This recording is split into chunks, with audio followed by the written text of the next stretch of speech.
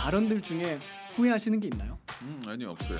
정치인들이 소명의식이 없다. 당직자나 이런 분들 열심히 하시지만 그냥 직장이구나. 여기는 지금 나온 성적표가 선거 전략이 잘못된 참패라고 생각하지 않고요. 국민의힘은 딱 요 정도예요. 국민의힘이 보수 정당을 참칭하지만 사실 보수 정당이 아니거든요. 하는 거 보면 순한 맛의 좌파 정당에 가깝죠.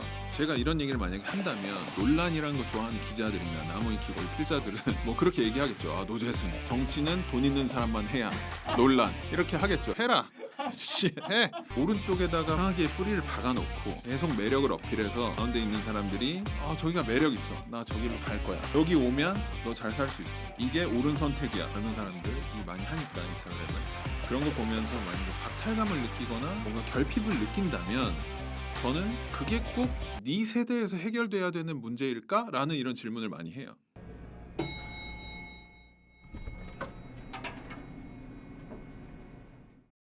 네, 대표님 오늘 이렇게 모시게 돼서 네. 제가 사전 리서치를 했습니다. 네. 우리 나무위키에 가가지고 봤는데 왜 거기서 하셨어요?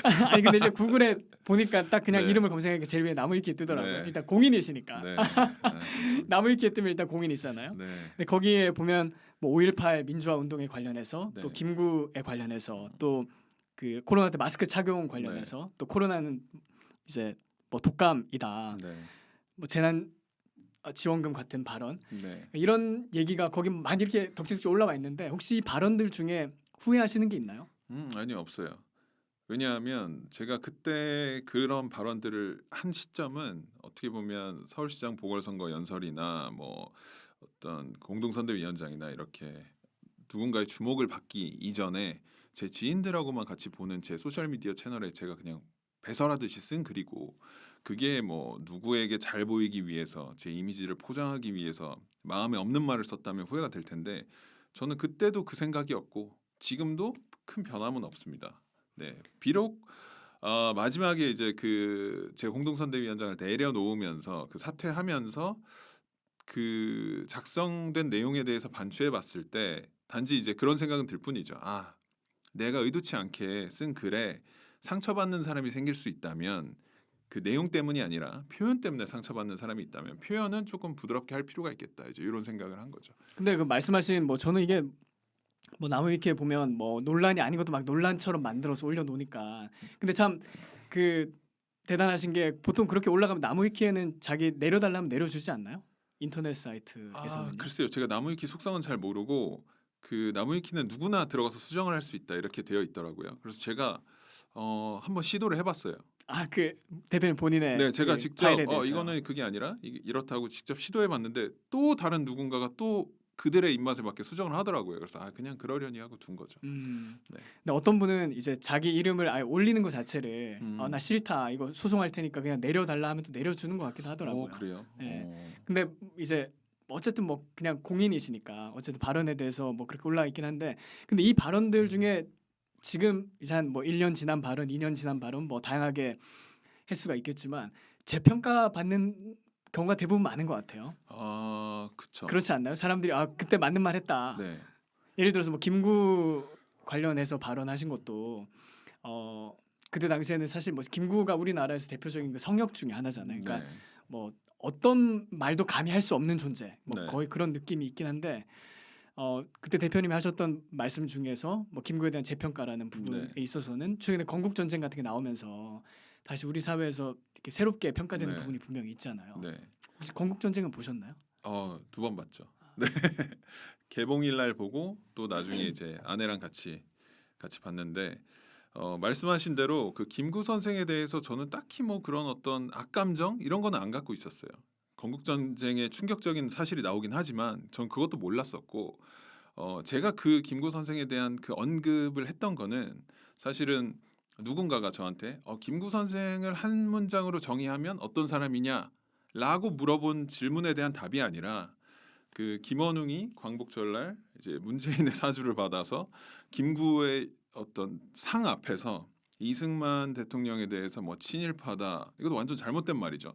그러니까 그냥 거짓으로 막 모함을 하면서 뭐 김구를 이렇게 추앙하는 모습을 보고 어떤 분이 그 글을 공유하면서 이건 잘못됐다라고 쓰신 글에 대해서 제가 김구는 이런 일도 한 사람인데요라고 이렇게 쓴 거였거든요. 그런데 마치 언론 보도나 뭐 그런 나무위키 같은 데서는 전체적인 맥락이나 이런 거 없이 제가 쓴 딱 그 한 문장만 가지고 이 사람이 김구를 한 문장으로 이렇게 정의했다라고 이렇게 얘기를 하더라고요. 근데 사실 그게 사실이 아니라고 말하는 사람은 거의 없어요. 왜냐하면 그게 사실 자료로 이제 그대로 남아 있기 때문에 그걸 반박할 수 있는 자료는 오직 백범일지밖에 없고 백범일지는 그냥 주관적으로 쓴 거고. 근데 공초문이나 뭐 초초, 제초, 삼초 이렇게 계속 이제 신문 기록이 있는데 신문 기록에서 김구 선생도 직접 그렇게 얘기합니다. 사람 죽이고 사람 언강물에다 던지고 돈 훔쳐가지고 도망갔다. 그게 이렇게 자기 팩트라는 거죠. 본인이 그게 인정하는. 국가보훈부 산하에 있는 공훈전자 사료관이라고 있어요. 거기 가서 치하포 이렇게 검색하면 그 재판 기록을 다 볼 수가 있습니다. 한문으로 안 돼 있고 한글로 다 돼 있으니까 보실 수 있는데 그거 딱 보시면은 알 수가 있는 거죠. 그러니까 제가 그 발언을 하게 된 계기는 쉽게 말해서 이런 거예요. 만약에 작가님이 갑자기 아무 이유 없이 저의 아버지에 대해서 막 욕을 하셨다라고 한다면 사회적으로 작가님이 아마 지탄 받으실 거예요. 어떻게 다른 사람의 아버지에 대해서 저렇게 말하지? 딱 그 프레임만 짜서 얘기하면. 근데 만약에 반대로 그 이전에 제가 작가님의 아버지에 대해서 아무 근거 없이 막 욕을 한 장면이 앞서서 있었다면 작가님의 행동은 인정받을 수 있는 행동인 거죠. 그 맥락이라는 게 있다는 거죠. 맥락이라는 게 있는 거죠. 완전히 그거였어요. 저한테 세상에서 가장 존경하는 인물이 누구냐라고 물으면 저는 이승만 대통령을 항상 제일 먼저 꼽아왔었고, 그래서 저는 이제 건국의 아버지뿐만 아니라 그냥 대한민국을 있게 했고, 지금 제가 이런 옷 입고 이렇게 좋은 스튜디오에 앉아 있을 수 있게 만든 게 이승만 대통령이라고 생각하는 사람인데, 거짓을 동원해서 김원웅이 이승만 대통령에 대해서 그렇게 폄훼를 하니 저는 반대로 당신들이 아버지라고 생각하는 김구에 대해서 이제 이렇게 질러버린 거죠. 근데 제 말은 사실이었어요. 표현이 좀 거칠었지만 그런 상황이었습니다. 예. 그 혹시 김구에 대해서는 뭐 독립운동의 공적은 분명히 있는데 네. 사실 해방 이후에 대한민국에 대해서 아주 저는 큰 실수를 했다고 생각을 하거든요. 네. 그 어떤 지도자로서 어떻게 보면 부적절한 처신을 했다고 생각하는데요. 네. 그 대표님이 생각하시기에 김구의 그러면 일단 그 말씀하신 뭐 치아포 사건을 약간 논외로 하더라도 어떤 부분이 좀 아쉬웠다 이렇게 생각하시는 부분이 있을까요? 네, 저는 어쨌든 김구 선생에 대해서 남자로서는 괜찮은 사람이고 기억할 만한 사람이다. 왜냐하면 그 일제 치하에 식민지 국가의 국민으로서 울분을 가지고 그걸 그냥 울분으로 삭히지 않고 어쨌든 그 어떤 무력을 동원한 거긴 하지만 상일 운동을 했다는 그 남자로서의 기계, 목숨을 건 행동이잖아요. 이거는 쉬운 건 아니죠. 인정받을 만하다고 생각해요. 하지만 그 노력이 대한민국이라는 나라를 건국하는데 과연 얼마나 기여했냐를 생각하면 오히려 기여보다는 좀 부정적인 역할을 많이 했다고 생각하거든요. 그렇게 생각하기 때문에 전 김구 선생의 뭐 행적이라든지 항일 투사로서의 어떤 기계나 이런 것들은 충분히 인정받을 만하지만 대한민국을 건국하는데 이 사람이 기여한 거, 건국 이후에 나라의 시스템을 만드는데 기여한 거, 이거는 사실 평가를 좋게 할 수 없다고 생각하고 평가의 대상조차도 안 된다고 생각해요. 대표님 말씀하신 게 저도 정말 공감하는 부분이 우리나라에서 보통 독립운동이라고 하면 그냥 일본으로부터 해방되는 것까지만 생각을 많이 하잖아요. 네. 사람들이. 근데 제가 생각하는 독립운동은 이제 해방됐을 때까지는 이제 전반전이 지나간 거고 그 다음 해방된 다음부터 대한민국 건국될 때까지 네. 또 그 치열한 어떤 또 투쟁의 시간이 있었잖아요. 그게 후반전이라고 저는 생각을 하는데 네. 그 상황을 이제 종합적으로 봐야지 이 사람이 독립에 얼마나 기여를 했는가를 정말 네. 객관적으로 평가할 수 있다고 생각을 하거든요. 네. 왜냐하면 김구 같은 경우에도 그 자신이 쓴 백범일지에 보면 마지막에 뭐 내 소원은 독립이다 뭐 그렇게 외치는 부분에서 그 글을 쓴 게 해방되고 난 다음에 쓴 거거든요. 많은 사람들이 잘 모르시던데 그래요. 네. 해방되고 난 다음에 그러니까 독립을 일본이 물러간 다음에도 독립을 외쳤던 이유가 뭐냐면 일본이 없어졌는데도 나라에 주권이 없으니까 독립이 없다라고 그때 당시 대중들이나 지도자들이 판단했던 거죠. 그렇게 볼 수 있다고 생각해요. 미군정이었으니까. 미국령이었죠. 그리고 일단 우리나라가 있었던 게 아니잖아요. 네. 근데 그런 차원에서 전반전 후반전 그래서 김원봉 같은 것도 뭐 논란이 많이 됐는데 뭐 그 사람이 100번 양보해서 뭐 사회주의 하면서 공산주의 활동을 하면서 항일 운동을 했다. 뭐 오케이. 근데 그 사람이 과연 대한민국 건국까지 어떤 영향을 줬느냐. 저는 네. 그걸 종합적으로 평가해서 이 독립유공자의 티어를 나눠야 된다고 저는 개인적으로 생각을 해요. 네. 근데 그런 면에서 봤을 때는 이제 대표님 말씀하신 것처럼 김구가 아쉬움이 있는 건 사실이잖아요. 네. 그리고 그 김구의 특별히 업적을 이승만의 업적과 비교해 봤을 때 분명히 차별화가 되는 건 사실이니까요. 근데 대표님이 이제 말씀하신 이승만 얘기가 나왔으니까 그런데 네. 이승만의 왜 이승만을 좋아하세요? 뭐 말하자면 한도 끝도 없지만 제가 세 번의 혁명과 이승만이라는 책을 본 적이 있어요. 그 MBC의 보도본부장인 오정환 본부장님이 쓰신 책인데 좀 최근에 나온 책인가요? 그거는? 한 2년 전에 나온 책인데요. 500페이지 정도에 달해요. 책이 되게 두꺼워요. 근데 그 책을 보면 이승만 대통령의 거의 전생애를 다루고 있거든요. 근데 그 내용을 보면서 제가 이승만 대통령을 다시 알게 된 게 이승만 대통령을 존경한다고 말했지만 저는 이승만 대통령이 미국에서부터 대학을 나오고 또 뭐 독립운동을 하시고 한반도로 돌아와서 나라의 초대 대통령으로서 기틀을 다진 것. 저는 여기까지만 알고 이분을 존경했던 거였거든요. 근데 그 책을 보고 이분이 과거 시험을 준비하던 사람이었구나라는 걸 처음 알게 됐어요. 그때 조선이었으니까 조선 사람이었지. 과거 시험 보다가 맨날 떨어지고. 네. 근데 갑자기 과거 시험이 없어진 거예요. 그러면 멘붕이 왔을 거 아닙니까? 그렇죠. 근데 그때 친구들이 저기 가자. 저기 가면 영어 가르쳐 준대. 배제학당 간 거예요. 그때부터 이제 이승만 대통령의 서사가 본격적으로 시작이 되는 건데 지금 같은 저나 작가님 정도의 어떤 이런 발전된 나라에서 교육받은 이 교육의 학식 어떤 이런 교양 수준을 가지고 만약에 지금 대한민국이 위기에 처했을 때 과연 나는 이승만 대통령처럼 할 수 있을까를 생각해 보면 감히 그러기 어려울 거라고 생각하거든요. 내 정말 인생을 걸고 나라를 위해서 투쟁을 하는 거잖아요. 그런 용기가 과연 있을까? 그러니까 미국 그 삶에 대해서 네, 삶 생각을 전체에 하게 대해서. 되는군요. 근데 이분은 심지어 조선 사람이었고 뭐 세계관이라든가 이런 것들은 뭐 구글 유튜브가 있었겠어요. 뭐가 있어요? 아무것도 없죠. 세계관도 엄청 좁고 그냥 과거 시험 준비하고 그냥 명나라에 사대하고 뭐 종묘사직의 예를 갖추고 요걸 배우셨던 분인데 이분이 완전히 그 자기가 갖고 있던 편견이라든지 어떤 그 의식에서 완전히 깨어나 가지고 슈퍼히어로로 가는 어떤 그런 성장 과정 그리고 성장 과정을 주변에서 영향을 주신 분들이 있지만 누군가가 목덜미 잡고 끌고 간 게 아니라 자기가 계속 개척하면서 발전해 나가면서 그렇게 됐던 거잖아요.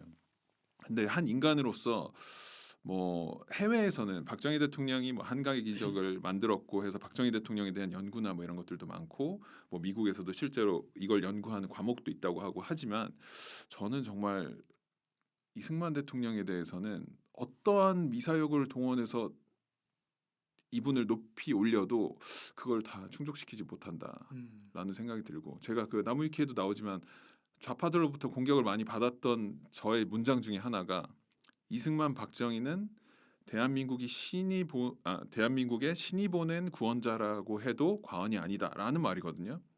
근데 저는 이게 당시 그걸 쓸 때는 무신론자였지만 진짜 신이 있다면 이 정도 슈퍼히어로를 보내지 않았을까?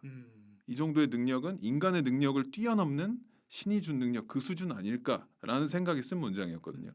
근데 역사학자나 뭐 이런 분들이 객관적으로 역사를 볼 수 있다면 제 발언이나 그 문장에 대해서 아마 뭐 틀렸다라거나 너무 과하다라거나 이렇게 말할 수 없지 않을까. 네, 생각해요. 정말 그렇습니다. 그 이승만에 대해서는 뭐 저도 특별히 그 희생이 그 많이 이렇게 와닿아요. 주변에도 지금 뭐 특별히 문재인 시절에 사람들이 많이 고민을 많이 했잖아요. 진짜 네. 이민 가는 생각도 많이 하셨던 분들도 있고 밤잠이 진짜 이렇게 정신적으로 네. 밤잠을 잘 못 잘 정도로 시달렸던 분들이 많은데 그 가운데서 극복한 어떤 큰 힘이 되어줬던 게 이승만에 대한 생각인 네.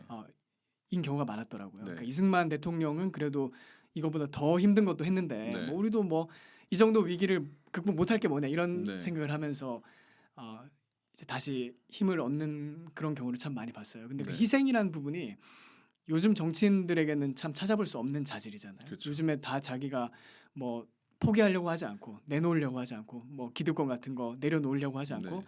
다들 그냥 자기 짱구 굴려가면서 이익만 생각하죠. 이익만 네. 생각해서 공천 한 번 더 어떻게 받아볼까 뭐 네. 좋은 자리 한번 받아볼까 그런 것만 고민하는데 이승만은 진짜로 진심으로 국민을 사랑하는 마음으로 사명 의식을 가지고 네. 그 일을 했던 게 아닌가 생각이 들어요. 네, 맞습니다. 이승만 대통령은 사실 자기의 입신을 원했다면 그냥 미국에서 프린스턴 대학의 그 박사 학위를 가지고 뭐 교수든 뭐 학자든 아니면 뭐 어떤 사업가든 이런 걸로 충분히 잘 먹고 잘 살 수 있는 사람이잖아요.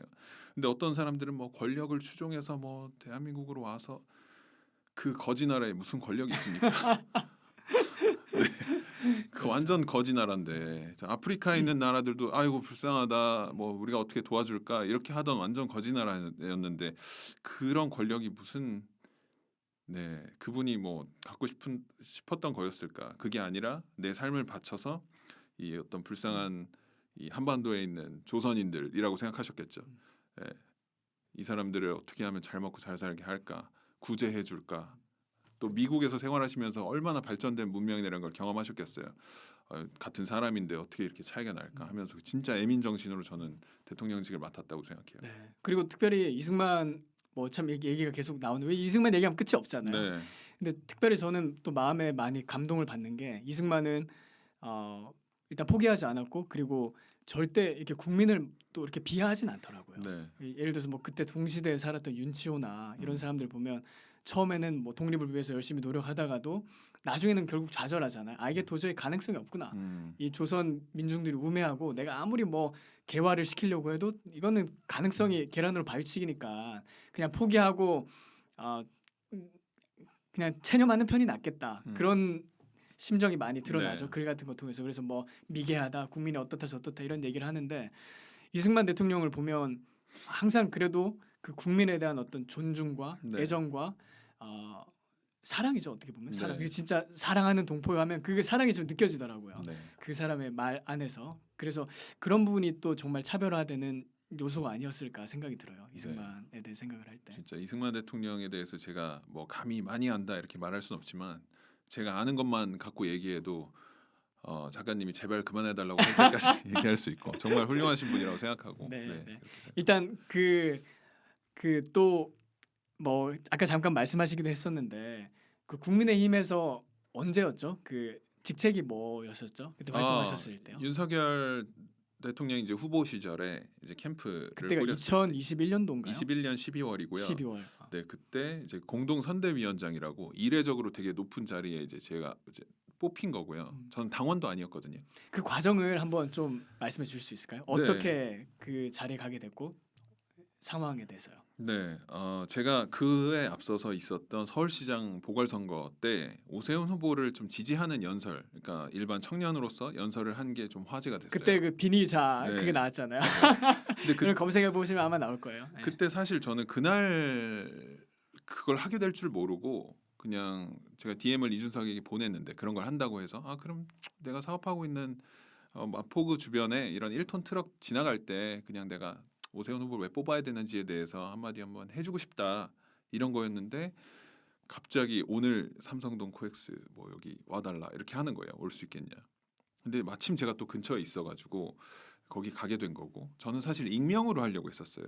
또 코로나 시기고 마스크도 해야 되고 하니까 그냥 이게 실명이든 익명이든 간에 이 내용이 좋으면 대중들한테 이제 통할 거니까 그래서 익명으로 할 생각이었는데 갑자기 거기서 사회 보시는 분이 노재승 씨를 소개합니다 이렇게 하면서 이거 큰일 났다 하면서 에라 모르겠다고 그냥 그때 굉장히 했는데 즉흥적으로 이렇게 이루어진 거네요. 그 모든 네, 일들이. 제가 DM을 보내고 연설하기까지 한 2시간여 정도 지나서 한 거여서 대본 같은 거 쓸 시간이 없었고 그냥 머리로 그냥 키워드만 정리해 놓고 이제 그 연설 한 7분 정도를 했는데 그게 되게 뭐 다른 분들의 연설 스타일하고 좀 달라서 그랬는지 좀 반응이 좋았어요. 뭐 메인 뉴스들에도 좀 나오고 하면서 그 이후로도 계속 그 청년 연설이라는 게 연재되면서 오세훈 캠프의 어떤 히트 상품이 됐죠. 그래서 어떻게 보면 그때 당시 오세훈 당선에 그래도 기여하신 거잖아요. 뭐 대표님이. 조금은 기여했겠지만 그렇죠. 워낙 네. 대세였기 때문에 그래서 저는 뭐 저 때문에 오세훈이 됐다고 전혀 생각하지 않고 아무튼 그렇게 해서 어떻게 보면 국민의힘의 어떤 예비 뭐 영입 리스트 같은 거에 만약에 그런 게 있다면 제 이름이 이제 좀 들어갔었나 봐요. 그래서 대선에 임박했을 때 대선 캠프가 꾸려지는 과정에서 국민의힘에서 그런 걸 좀 검토하다가 저한테 연락을 줬었는데 저는 거절했었어요. 왜냐하면 뭐 남이키 보셔서 아시겠지만 제 학벌이 뭐 뛰어나거나 제가 무슨 뭐 변호사, 의사 이렇게 대단한 타이틀을 갖고 있는 것도 아니고 글쎄 내가 뭐 그 높은 직책에 가가지고 뭘 할 수 있을까 이런 건 좀 맞지 않다고 생각했거든요. 그런데 오히려 그 당시 캠프에서는 네가 그런 어떤 대단한 직책이나 이런 거 없이 그냥 일반인으로서 청년으로서 네 삶을 열심히 사는 그 진정성이 오히려 더 도움이 되고 뭐 어쨌든 윤석열 대통령이 청년들하고 소통을 하는데 네가 가교 역할을 하기에 좋을 것 같다. 근데 사실 어떻게 보면 그 말씀하신 자기 삶을 열심히 살아가면서 성실하게 한 시민으로서 네, 어떻게 보면 1인분 역할, 1인분 네. 이상 역할 하는 그게 힘든 거잖아요. 그리고 정치판에 그런 사람들이 없잖아요. 보통 청년 정치 한다고 하는 사람들 네, 중에서 그렇죠. 다 그냥 어디 뭐 기웃기웃거리면서 자리 채우는 사람들이 많지. 네, 이번에도 배지 많이 다셨던데. 근데 그런 면에서 이제 네. 대표님이 유니크한 어떤 그 후보가 되지 않았을까? 그 후보라는 게 어떤 그 청년 정치를 어떻게 보면 진짜 대표할 수 있는 정치적인 청년이 아니고 진짜 대한민국을 살아가는 한 명의 이 사회의 청년으로서 네, 그래서 그거를 진정성 있는 목소리를 낼 수 네, 있잖아요. 검찰의 고위공무원이었던 이제 윤석열 후보는 청년들의 삶을 잘 모르잖아요. 그러니까 그런 것들에 대해서 좀 직언을 해주고 뭐 청년들과의 이벤트가 있을 때 가교 역할을 하는 게 딱 좋을 것 같다. 윤석열은 혹시 좀 만나서 얘기를 해보셨어요? 네, 티타임 가졌었고 이제 공식 이제 회의나 이런 것들을 가졌었는데 제가 워낙 그 있었던 기간이 짧기 때문에 몇 번 보진 못했지만 그때 짧은 기간이라도 그 느낌은 좀 어땠어요? 이렇게 인터랙션 해봤을 때요. 그냥 왜냐면 흔한 기회가 아니잖아요. 나중에 대통령이 될 사람하고 네, 그 결정적인 시간을 가진다는 게 뭐 짧더라도 네. 흔한 기회는 아니잖아요. 저는 근데 그런 건 좀 느꼈어요. 아, 이 사람이 잘해보려는 의지가 확실히 있고 그리고 그냥 공무원 출신이라고 해서 그냥 탁상 행정하는 스타일이 아니구나. 되게 좀 실무형이구나 이렇게 느꼈고 저는 뭐 그게 꼭 어떤 외모라든지 스타일이라든지 이런 걸로 뭐 사람을 재단하는 거는 뭐 옳지 않다고 생각하지만 그래도 거기서 풍겨 나오는 게 있잖아요. 예를 들면 미국에서도 트럼프가 인기 많을 수 있었던 게 거구에 뭐 백인 남자인 이런 영향도 있는 것처럼 근데 제가 말하는 거나 행동하는 거나 이런 걸 봤을 때 좀 리더하기에 참 좋은 제목이다 이런 생각이 들었고 그때 뭐 제가 뭐 디테일하게 성품에 대해서 볼 수는 없었으니까 뭐 그런 것들은 논외로 하지만 아무튼 뭐 제 눈에는 뭐 잘할 것처럼 보였어요 그때. 네. 그래서 그 정치에서 이렇게 잠깐 활동하시 그리고 그게 이제 계기가 돼서 뭐 연설도 하시다가 나중에 윤석열 그 캠프에서 활동을 하시게 됐던 거네요. 네, 그리고 이제 그 발언들, 제 과거 발언들이 막 기자들 또 저쪽 좌파 커뮤니티 유저들 이런 사람들이 다 이제 캐면서 저는 보라고 오픈해 놓은 거거든요, 사실상. 그거를 이제 닫는 게 어떠냐 이런 얘기도 있었는데 그냥 보라고 오픈해 놓은 건데 그게 이제 뭐 문제가 되면서 또 논란이 되면서 근데 저는 이제 논란이라는 건 실제로 뭐 어디 뭐 식당에 갔더니 막걸리 집에 갔더니 야 노재승 그 문제던데 해서 논란되는 게 아니라 기자들이 노재승 발언 논란 이렇게 제목 쓰면 논란 되는 거거든요 대한민국에선 그래서 그냥 기자들이 논란 타이틀 붙여주면서 논란이 돼서 그만뒀는데 사람들이 오해를 많이 하더라고요. 그러니까 제가 마치 엄청나게 그 정치인이 되고자 하는 열망이 막 갈구하다가 어떻게 잡은 기회인데 이걸 내가 어떻게 놓쳐 하면서 막 사퇴하라는 요구도 막 거부하고 막 이랬던 걸로 포장이 돼 있는데 저한테 사퇴하라고 얘기한 사람은 아무도 없고요. 놀랍게도.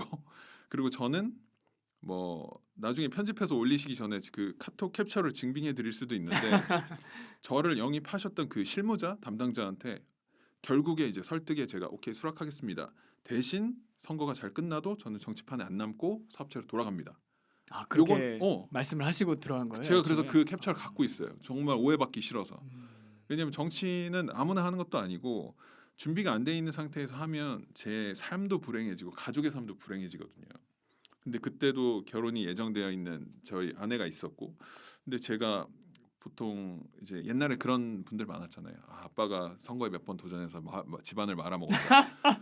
근데 저는 말아먹을 것도 없지만 저는 제 인생을 그렇게 만들고 싶지 않았어요. 네, 네. 준비가 안 됐다고 생각했고. 그래서 그때 한번 언론에 나오고 뭐 이렇게 알려지면서 이제 우파 이쪽에서는 그래도 딱 보고 알아보시는 분들은 없지만 스타일도 좀 달라지고 했으니까 딱 보고 보는 분들은 없지만 아 왜 그때 이런 적 있었잖아라고 누군가 저를 소개하면 웬만하면 이제 다 알아보시죠. 네. 근데 진짜 저는 너무 신선했어요. 왜냐하면 우리 우파 또는 보수 진영에서 일단 논란이 있을 때 대처하는 매뉴얼이 거의 동일하잖아요. 네. 일단 첫 번째 덮어놓고 사과한다. 네. 대가리 박는다. 네. 뭐 그게 그냥 매뉴얼이죠. 네. 또 뭐 기사 뭐 하나 이렇게 몇 개 뜨면 네이버 실검에 옛날에 뭐 실검 같은 거 그러면 뭐 댓글 좀 달리면 죄송합니다. 내가 뭐 실수했습니다. 네. 잘못했습니다. 내 말 다 취소합니다. 뭐 그게 그냥 공식이잖아요. 근데 대표님 같은 경우는 제가 너무너무 그때 참 인상 깊었던 게 그 YTN 네. 인터뷰에 나가셔서도 그 앵커랑 이렇게 치고받고 하면서 네. 내가 전혀 부끄러울 게 없다. 맞는 말 했는데 만말했는데 왜 내가 사과를 해야 되냐. 이렇게 당당하게 나가시는 모습이 참 너무 보기가 좋았어요.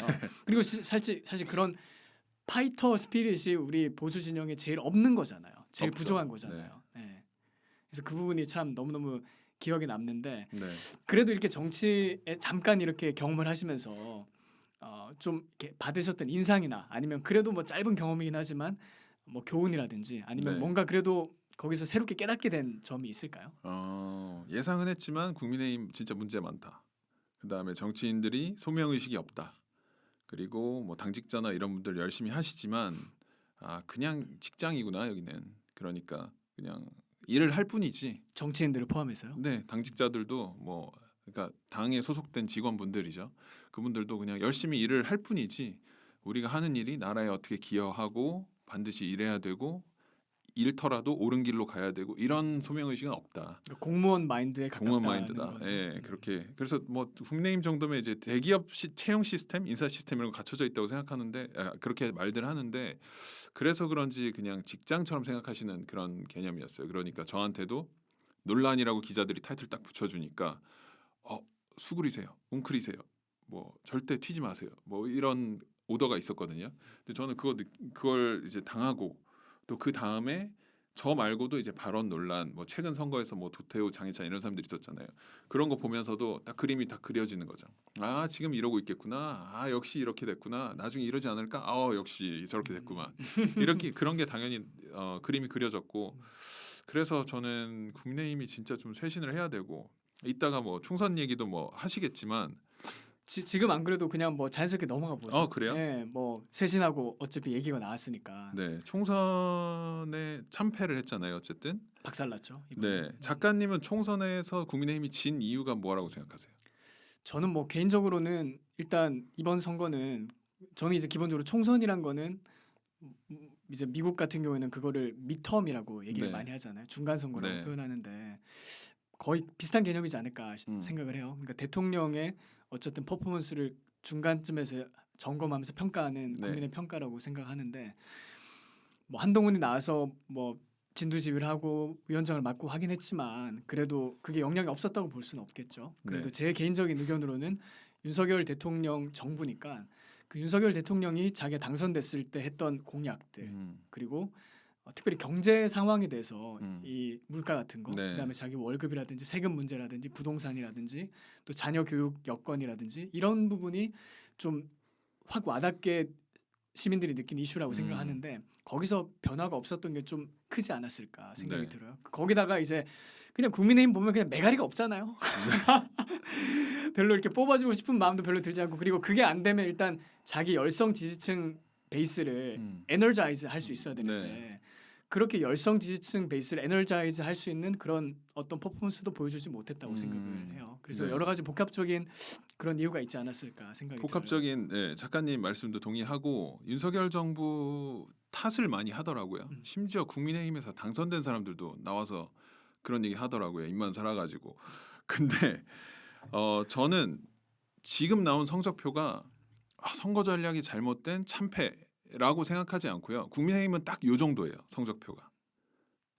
당이 크게 바뀌지 않으면 당 기조가 크게 바뀌지 않으면 어떤 선거를 치러도 정말 지난 대선처럼 전과 4범의 예비 전과 5범, 6범 범죄자 이재명 같은 사람이 상대당에 나와주고 지금 뭐 야권에서는 투톱이 다 범죄자. 한 명은 예비 범죄자, 한 명은 진짜 범죄자. 그러니까 한 명은 2심까지 나왔고 한 명은 이제 아직 안 나왔고 네, 이제 한 이런 명은 이제 건데 진짜 그런 그리고 반대에서는 혜성같이 나타난 윤석열이 뭔가 이렇게 사람에 충성하지 않는 사람이 나와서 뭔가 이렇게 이벤트적으로 격돌하는 이런 많은 변수가 작동하지 않는 한 그냥 이렇게 평시에서 선거를 치르면 지금 경제 상황이 좋아도 말씀하신 물가가 잡혀도 뭐 국민들의 삶이 괜찮아도 국민의힘은 맨날 이렇게밖에 못 받을 거예요. 그렇게 생각하시는 이유가 있어요, 대표님은? 국민의힘이 보수 정당을 참칭하지만 사실 보수 정당이 아니거든요. 하는 거 보면 순한 맛의 좌파 정당에 가깝죠. 하는 것들을 보면 그러니까 예를 들면 제가 총선 전에 그런 글을 제가 페이스북에 쓴 적이 있어요. 지금은 뭐 나만 보기로 이제 닫아놨는데 총선이 지났으니까. 대표님 글에 나만 보기 좀 궁금해요. 제가 이따 더 보여드릴게요. 근데 왜냐면 지금 공개된 발언만 해도 이렇게 일반 대중들이 느끼기에 매운 맛인데 아. 나만 보기로 돌리는 거는 과연 어떨까? 최근에 제가 좀 적당한 시점이 지나면 나만 보기를 돌리고 있으니까 나중에 한번 제가 네. 한번 저는 그런 특권을 가지고 한번 네. 사용하신다 한번 보도록 하겠습니다. 네, 그거를 이제 실시간으로 보시려면 이제 친구 신청하시면 되고요. 친구 잘 받아드립니다. 네, 페이스북에 노재승 검색하시면 네. 됩니다. 네, 아마 제일 먼저 나오지 않을까. 음. 근데 어쨌든 국민의힘이 보수 정당다운 그 태도를 갖춰야 선거에서 승부를 볼 수가 있는데 제가 페이스북에 썼던 글이 뭐냐면 이번 선거는 이기려고 하지 말고 잘하려고 하지 말고 그냥 젖잘싸 전략으로 가라. 110석만 지킨다는 생각으로 가라. 그래야 좋은 결과를 볼 거다라고 저는 이제 그렇게 생각해서 쓴 거예요. 그게 무슨 얘기냐면 그냥 져라 이게 아니라 국민의힘은 자꾸 이기려고 사람들을 데려오거나 좌파 포퓰리즘 정책을 막 남발해요. 사람 데려오는 거 보면 여기 마포을에 함은경 있었죠. 김경률 그리고 또 김영주 또 저기 대전 유성의 이상민 뭐 이런 사람들 데려오잖아요.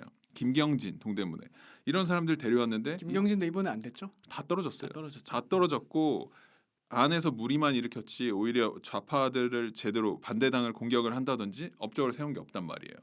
그러니까 쉽게 더하기 정치만 하려고 했던 거예요. 그게 한동훈 비대위원장의 제일 잘못된 선택인데 한동훈 비대위원장이 그동안 대한민국 정치에 관심이 얼마나 없었는지를 보여주는 초보적인 실수거든요. 이거는 그거를 보여준 거고 국민의힘은 거기에 화답한 거죠. 아무리 비대위원장이라도 위원장님 그거 저희가 많이 해봤는데 이거 안 됩니다. 어떻게 보면 사실 그냥 실패 공식이잖아요. 네네네. 필패의 길이죠. 근데 국민의힘 당직자나 뭐 기존에 있었던 분들도 위원장님 그러게요. 그렇게 가면 잘 될 것 같은데요. 더하기 하면 기존의 지지층은 남아 있을 거고 여기에 좌파 정당에서 넘어온 사람들이 갖고 오는 표가 있으니까 이게 늘어나지 않을까? 또 중도 쪽에서 뭐 표를 줄 것이다. 근데 뭐 완전 그런 틀린 거죠. 김영주는 현역이고 이상민도 현역인데 그 사람들이 그대로 그 지역에 나갔는데도 이 사람을 지지하던 사람들이 이미 이탈했고 심지어 보수 정당을 지지하던 사람들도 저 같은 사람도 저는 그냥 정말 뿌리 깊이 보수인데 찍으면서 찍어야 되나를 물음표를 갖고 찍었단 말이에요. 근데 뭐 캐스팅 보터 뭐 무당층 유동층 이쪽에 있는 사람들은 국민의힘을 찍고 싶었겠냐라는 게 이제 제 주장인 거고 그러지 말고 이번 선거를 계기로 우리는 확실하게 우파 정당이고 그동안에 뭐 어떤 패배 공식이나 과오를 되풀이하지 않고 철저하게 인기가 없더라도 우파적인 매력과 우파적인 정책이 얼마나 여러분들의 삶에 대한민국의 미래에 도움이 되는지 적극적으로 어필하면서 국민들의 마음을 뒤늦게 사더라도 이번에 110석 100석만 얻는다 하더라도 단단하고 강한 정당을 만들어 놓으면 100석이라도 단단한 100명의 전사 같은 의원 100명이 있으면 이번에는 밀리더라도 그 다음 선거에서 분명히 거대 정당이 될 수 있다. 또 대선도 바로 뒤에 있잖아요. 지선 대선 바로 있잖아요. 그리고 보궐선거 또 있고 매년 선거가 있잖아요. 분명히 그 매력은 인정받을 수 있고 나갈 수 있다. 여러분 삶이 힘들죠? 고금리, 고물가 뭐 너무 힘들잖아요. 하지만 그거를 극복하기 위한 건 지금 여러분들한테 돈을 드리는 게 아니라 이렇게 긴축 재정을 통해서 나라의 재정을 튼튼히 하는 겁니다. 이 상황에서 정말 어려운 분들은 저희가 서포트하겠지만 버틸 만한 분들은 버텨주세요. 저희가 몇 년 뒤에 안에 더 나은 대한민국 만드는데 또 빠르게 회복하는데 약속하겠습니다. 저희가 책임지겠습니다. 그때 만약에 뭐 이게 안 되면 저희 당을 그냥 완전히 외면하셔도 됩니다. 그때까지 죽도록 열심히 하겠습니다로 했으면 지금 힘들지만 버틸 만한 사람들은 그래 한번 믿어보자. 믿음의 투표를 한단 말이죠. 근데 계속 좌파들 데려와 가지고 포퓰리즘하고 왼쪽에서 100만 원 준다 그러면 우리 한 70, 60 드릴게요. 이렇게 하면 누가 제가 이제 돈 관련해서 얘기하는 거는 뭐 그냥 일예지만 대부분 다 그렇잖아요. 그런 형식이죠. 맞아요. 네. 질 수밖에 민주당 이중대. 질 수밖에 없는 싸움이었고 그래서 저는 지금 또 다시 비대위를 구성한다고 하고 막 이러고 있는데 지금이라도 다시 우리 당이 과연 어떤 당인가, 어떤 이념에 기반을 두고 있는가, 그리고 우리가 인기를 얻기 위해서 좌클릭을 해왔던 게 지금 우리가 원래 시작했던 저 시점으로부터 얼마나 멀리 와 있나. 그럼 이거를 다시 극복하기 위해서는 앞으로 우리는 어떤 방향의 정책을 써야 되고 어떤 사람들을 써야 되나를 고민하면서 한 스텝 한 스텝 제자리로 찾아가야 된다고 생각해요. 그 미국 같은 경우에도 보면 공화당이 원래 60년대 70년대 거의 뭐 초토화가 됐었죠. 네. 근데 그 이후에 그걸 살렸다고 평가받는 사람이 레이건이잖아요. 물론 그 전에 골드워터가 있긴 하지만 네. 근데 그 레이건 때 아주 특징이 뭐였냐면 그런 표현이 있더라고요. 레이건 데모크래츠라는 표현이 있더라고요. 네. 그러니까 우리 한국 정치랑 아주 정반대인데 레이건이 자신의 그 선거에 승리할 수 있었던 이유가 민주당 쪽으로 점점 수렴해 가면서 타협을 하면서 막 중도 얻겠다 이렇게 한 게 아니고 자신의 원칙을 분명히 하면서 어떻게 이 보수와 우파 정책이 더 나은지를 자신감 있게 얘기하니까 네. 민주당에 있는 사람들도 그냥 레이건 쪽으로 넘어오는 거죠. 자기들 우리는 보니까 레이건 말이 맞는 것 같아. 나는 네. 민주당원이지만 나 레이건 찍을래 하는 그게 이제 레이건 데모크래시였거든요. 네. 근데 대표님 말씀하신 것처럼 이번에 뭐 그 김영주라든지 이런 사람 물론 넘어오는 거를 뭐 저희가 막을 이유는 없죠. 근데 그런 사람들을 키 플레이어를 이렇게 꽂아주는 거는 저는 바로 정말 그겁니다. 예. 멍청한 짓이라고 생각을 해요. 네. 예를 들어서 뭐 같은 맥락에서 평론 쪽에서는 진중권 같은 사람, 뭐 음. 진중권이 뭐 진보 소위 말하는 뭐 그런 좌파 쪽에 있다가 뭐 우파 쪽에 와서 뭐 발언해주는 건 오케이. 근데 그런 사람이 마치 엄청난 뭐 현인인 것처럼 네. 대가인 것처럼 우파에 통달한 사람인 네. 것처럼 쳐주는 아주 값을 더블로 쳐주는 그런 어떤 아주 얄팍하고 저질스러운 문화가 이 한국 보수 진영에 또 있지 않나 생각이 들거든요. 그게 정치업자들 수준인 거예요 지금. 네. 그러면 대표님이 생각하시기에 말씀하신 그 매력적인 우파 정당의 모습은 어떤 거라고 생각하세요? 정말 내가 만약에 이거를 담당해서 한번 딱 보여주고 줄 수 있다 네. 생각을 하시면 어떤 모습이 진짜 우파 정당 또는 보수 정당의 모습이라고 생각하시나요? 그거 너무 많아가지고 일일이 나열하기가 그렇지만 방금 전에 말씀하신 그 레이건 데모크라츠는 제가 뭐 전혀 뭐 들어본 적 없는, 제가 좀 가방끈이 짧아가지고 예, 제가 들어본 적 없는 그런 내용이지만 제가 말한 거랑 정확하게 일치해요. 그러니까 보통은 그렇잖아요. 뭐 좌파의 뭐 한 40%, 우파의 한 35%가 콘크리트 층이다. 그럼 가운데서 어떨 때는 왼쪽에 투표하고 어쩔 때는 오른쪽에 투표하는 이 캐스팅 보터들의 마음을 사야, 소위 중도 확장을 해야 승리해서 선거에서 이길 수 있다. 우리가 대세가 될 수 있다. 이게 선거 공식이잖아요, 대한민국에서. 근데 그 중도 확장이라는 개념을 정치권에서 완전히 오인하고 있는 거예요. 말하자면 우리가 우파 정당에 뿌리를 두고 있는데 좌파 정당이 여기 있고, 그러면 가운데 있는 사람들의 마음을 사기 위해서 오른쪽에서 조금씩 왼쪽으로 가는 게 중도 확장이라고 생각해요. 이쪽으로 넓히는 게. 그러면 왼쪽에 있는 정당은 더 왼쪽으로 가고 가운데 있는 무당층은 더 왼쪽으로 가면서 또 같은 간격이 또 생길 거란 말이죠. 그러면서 지금 이 지경이 됐는데, 그게 아니라 진짜 제대로 하는 중도 확장은 뭐냐면 오른쪽에다가 강하게 뿌리를 박아놓고 계속 매력을 어필해서 가운데 있는 사람들이 소위 이제 콘크리트 지지층이라고 할 수 있는 사람들이 1%씩 넘어와서 점점 그 덧셈을 그 다른 의미의 덧셈의 정치를 해야 된다는 것이죠. 네, 저기가 매력 있어. 나 저기로 갈 거야. 우리가 와서가 아니라 70만 원 드릴게요. 우리가 오는 게 아니라 여기 오면 너 잘 살 수 있어. 이게 옳은 선택이야. 한번 들어봐. 오케이, 마음에 들어? 한 걸음 더 와, 한 걸음 더 와, 한 걸음 더 와 해서 나 저렇게 되고 싶어. 저 사람들을 지지하고 싶어. 저 사람들을 지지하는 것 자체가 나한테는 프라이드야 라고 느낄 수 있게 만들어주는 것. 그러면서 자연스럽게 캐스팅 보터들이 점점 빨갛게 물들 수 있게 하는 것. 이게 중도 확장이지. 맨날 선거 때만 되면 당 뿌리 뽑아가지고 야 이삿짐 싸라, 저기 왼쪽으로 가, 서쪽으로 가야 된다 해서 맨날 왼쪽으로 가니. 네, 이러니까 이제 이게 안 된다고 생각하고 그냥 대한민국 건국 이념을 다시 생각하면 되는 거예요. 진짜 매력 있는 우파 정당이 가야 될 길이라는 거는 그냥 한미일 삼각동맹, 세계 자유진영하고 철저하게 동맹 맺고 동맹임을 계속 확인시켜주고 오해하지 않도록, 그리고 뭐 복지 정책이나 이런 거에 대해서 철저하게 선별적 복지하고 기업의 자율권 그러니까 복지를 강화해주고 완전 하지 말자는 게 아니잖아요. 해야죠. 왜냐하면 그런 사람들에게 계속 기회를 줘서 정말 그 계층 이동의 사다리를 만들어줘서 넘어오게 만들어야지. 그래서 저는 뭐 양극화 이런 건 문제 아니라고 생각해요. 부자들 더 부자 되고 이런 건 상관없는데 밑에서 완전히 좌절하고 낙담하지 않게 사다리 내려주고 이제 이런 어떤 재정적 지원을 해줄 필요가 있다고 생각해요. 그리고 그런 걸 통해서 잘 된 사례들이 있는 거고 이번에 오산에 출마했다가 낙선하신 김효은 후보가 있는데 그분이 EBS 레이나 쌤으로 유명하신 분이잖아요. 근데 그분이 왜 EBS에서 이렇게 오래 근무했냐라고 물어보니까 보통은 이제 EBS 출신 강사들 하면 대치동 가가지고 돈 미친 듯이 벌고 막 100평대 저기 뭐 어떤 아파트 들어가고 막 이런 게 보통 수순이잖아요. 근데 그분이 아마 경북의 조금 시골 마을 청도였나 아무튼 좀 이렇게 도시가 아닌 곳에서 이제 지내면서 사교육이나 이런 걸 혜택을 받기 어려웠는데 나한테는 EBS가 유일한 그거였고 난 EBS를 통해 공부해서 지금 이 자리에 왔다. 그렇기 때문에 나와 같은 학생들이 또 꿈을 꿀 수 있게 나는 EBS에서 좋은 교육하고 싶다. 그래서 쭉 계속 EBS에만 있었던 거예요. 근데 만약에 그분의 동기라든지 비슷한 업계에서 이렇게 교육을 하시던 분들이 사교육계로 넘어가신 분들과 본인의 삶을 비교해 보면 경제적으로 봤을 때 엄청난 격차가 생겼을 거란 말이에요.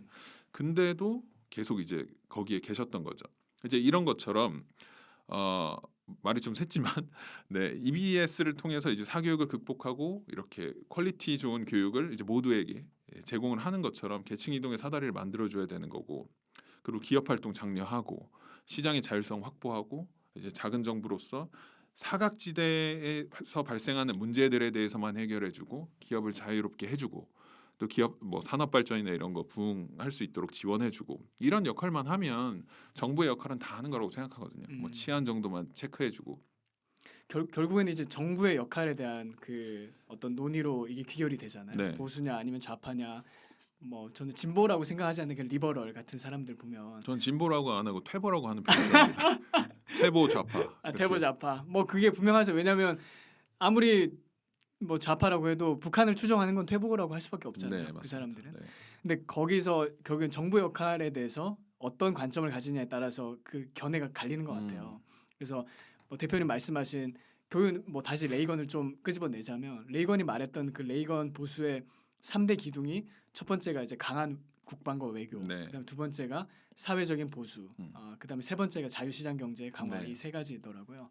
말씀하신 그런 정책들이 네. 어떤 구체화됐을 때 다 그 세 가지 틀 안에서 작동이 되는 거잖아요. 그리고 네. 정부는 최소화될 때, 작은 정부가 될 때 개인의 자유가 확대되고 그 개인의 자유가 확대되고 권리가 증진될수록 뭐 부는 창출되니까 뭐 강한 국방이 전제된다면 치안이 전제된다면 그 나라는 발전할 수밖에 없을 것이다. 이게 보통 우파의 공식이고 네. 보수의 이념인데 근데 여전히 거기에 대해서 또 이런 이념을 이렇게 다 받아들일 수 있는 건 아닌 것 같아요. 무슨 말이냐 아까 그때 대표님 말씀하신 것 중에서 격차에 대한 거. 격차는 중요한 게 아니다. 근데 사실 이 얘기를 딱 처음 들어서도 아마 좀 충격받는 사람들도 있을 거예요. 그 이번에 그 개념을 다르게 생각하기 때문에. 그렇죠. 예. 다르게 생각. 이번에 한동훈 같은 경우에도 그 얘기를 하면서 처음 사실 들고 나왔던 화두가 뭐 격차를 줄이겠다 이런 거였잖아요. 저는 굉장히 그걸 보면서 이분이 아직 경제학이나 아니면 네. 이런 진짜 보수의 이념에 대해서 좀 준비가 안 됐구나. 그걸 좀 느끼었던 대목 중에 하나였는데요. 네. 그 대표님 그때 생각하시는 그 격차가 왜 의미가 없는지, 그러니까 격차 해소가 왜 그렇게 중요하지 않은 건지 사람들이 생각하는 것만큼 네. 거기에 대해서 좀 설명을 해주실 수 있나요? 네. 아마 이 영상을 보고 계신 분들 중에 저보다 더 학식이 있고 앞서서 출연하셨던 조평세 박사님이라던가 뭐 책 읽는 사자님이라던가 공부 많이 하셨던 분들이 제가 이런 얘기하는 거 보면서 제가 뭐 잘 모르면 제가 보기에 대표님은 네. 그 확실한 그 매력이 아주 그 팩트에서 오는 무게감인 것 같아요. 그래요? 그러니까 네. 그냥 묵직하게 쿡 하는데 네. 거기 한 방 안에 어떤 그 저력과 네. 그 내공이 들어가 있는. 네. 예, 저는 그렇게 생각합니다. 그래서 저는 이제 양극화 이런 얘기 하는데 이제 격차가 발생한다는 것 자체에 문제 의식을 느끼면 안 되는 게 이제 부를 예로 들면 뭐 기회 격차가 생기는 거는 어떻게 해서든 커버를 해줘야 되겠지만 뭐 부의 격차가 점점 양극화되고 이런 게 만약에 가운데 중간지대가 없어지면서 서민들의 삶이 점점 마이너스로 이제 하강하고 부자들의 삶이 상승하면서 격차가 발생한다면 이거는 문제가 되겠죠. 왜냐하면 많은 국민들의 삶이 피폐해지는 거니까. 그런데 부자들이 작년에 1조를 벌었는데 올해는 10조를 벌고 내년에 100조를 버는 속도로 이제 부의 창출이 이렇게 이루어진다면 서민들이 올해 200만 원 벌었는데 내년에 2천만 원 벌고 그 다음에 2억을 벌 수는 없잖아요. 이 수가 더 많고 시장 경제 구조 자체가 그러니까. 근데 이분들이 그 속도를 따라가지 않으면 격차는 벌어질 수밖에 없어요. 격차가 발생하는 건 결국에 상대적인 거고 절대적인 개념이 아니기 때문에 격차 자체, 양극화 자체를 아젠다로 놓고 화두에 올린다는 것 자체는 사실 경제학 측면에서 이거는 바보짓이라고 생각해요. 이건 의미 없어. 이재용이 2조를 갖던 200조를 갖던 2000조 이 경을 갖던 우리랑 아무 상관도 없는 거예요. 과연 내 삶이 얼마나 나아졌느냐. 절대적인 수준에서 네. 내 삶이 얼마나 좋아졌는가 그게 핵심이라는 거죠. 네. 뭐 제 얘기를 막 이렇게 하진 뭐 이렇게까지 한 적은 없지만 제가 대학교 졸업할 때 학자금 대출이 이제 많이 쌓여 있었기 때문에 저는 마이너스로 사회에 나왔었어요. 근데 그때 마이너스였던 그 저의 어떤 순자산이 어쨌든 10여 년이 지난 지금 플러스로 돌아섰고 제 주머니에 뭐 150만 원짜리 핸드폰이 있고 제가 타고 다니는 몇 천만 원짜리 차가 있고 제가 살고 있는 집이 있고 저는 분명히 나아졌단 말이에요. 이 사회 시스템 안에서 충분히 대한민국 괜찮은 거예요. 제가 막 아까도 말씀드렸지만 가방끈도 짧고 뭐 많이 공부하거나 뭐 정말 돈을 엄청 추종해가지고 뭐 하루에 뭐 2시간 3시간씩 자면서 투잡 쓰리잡을 뛰었던 사람이 아니라 저는 적당히 제 삶 즐길 거 즐기면서도 제 앞가림을 했을 뿐인데 이 사회 시스템상 저 같은 사람도 진짜 서민 중에 서민인 저 같은 사람도 결국에 먹고 살 수 있는 기틀을 마련해 준 거잖아요. 그럼 사회 시스템 충분히 잘 돌아간다. 근데 저보다 더 사각지대 있고 더 어려우신 분들이 있잖아요. 이런 분들에 대한 어떤 복지나 이런 것들을 정부가 맡아서 하면 될 일이지 이게 얼마나 상대적으로 벌어지느냐 마냐 이거는 전혀 그냥 이거 솔직히 말해서 그냥 배 아픈 거죠. 결국에는 그 문제인 것 같아요. 결국에는 내 삶이 조금 더 나아지더라도 절대적인 그 기준에서 봤을 때 그래도 나보다 더 나아진 사람이 있으면 그게 마음에 들지 않는. 특별히 네. 요즘은 뭐 인스타그램이라든지 TV에 뭐 연예인들이 뭐 한강뷰 아파트 뭐 이런 거 보면 사람들이 어쨌든 거기에 대해서 느끼는 감정들이 또 다양하게 있잖아요. 네.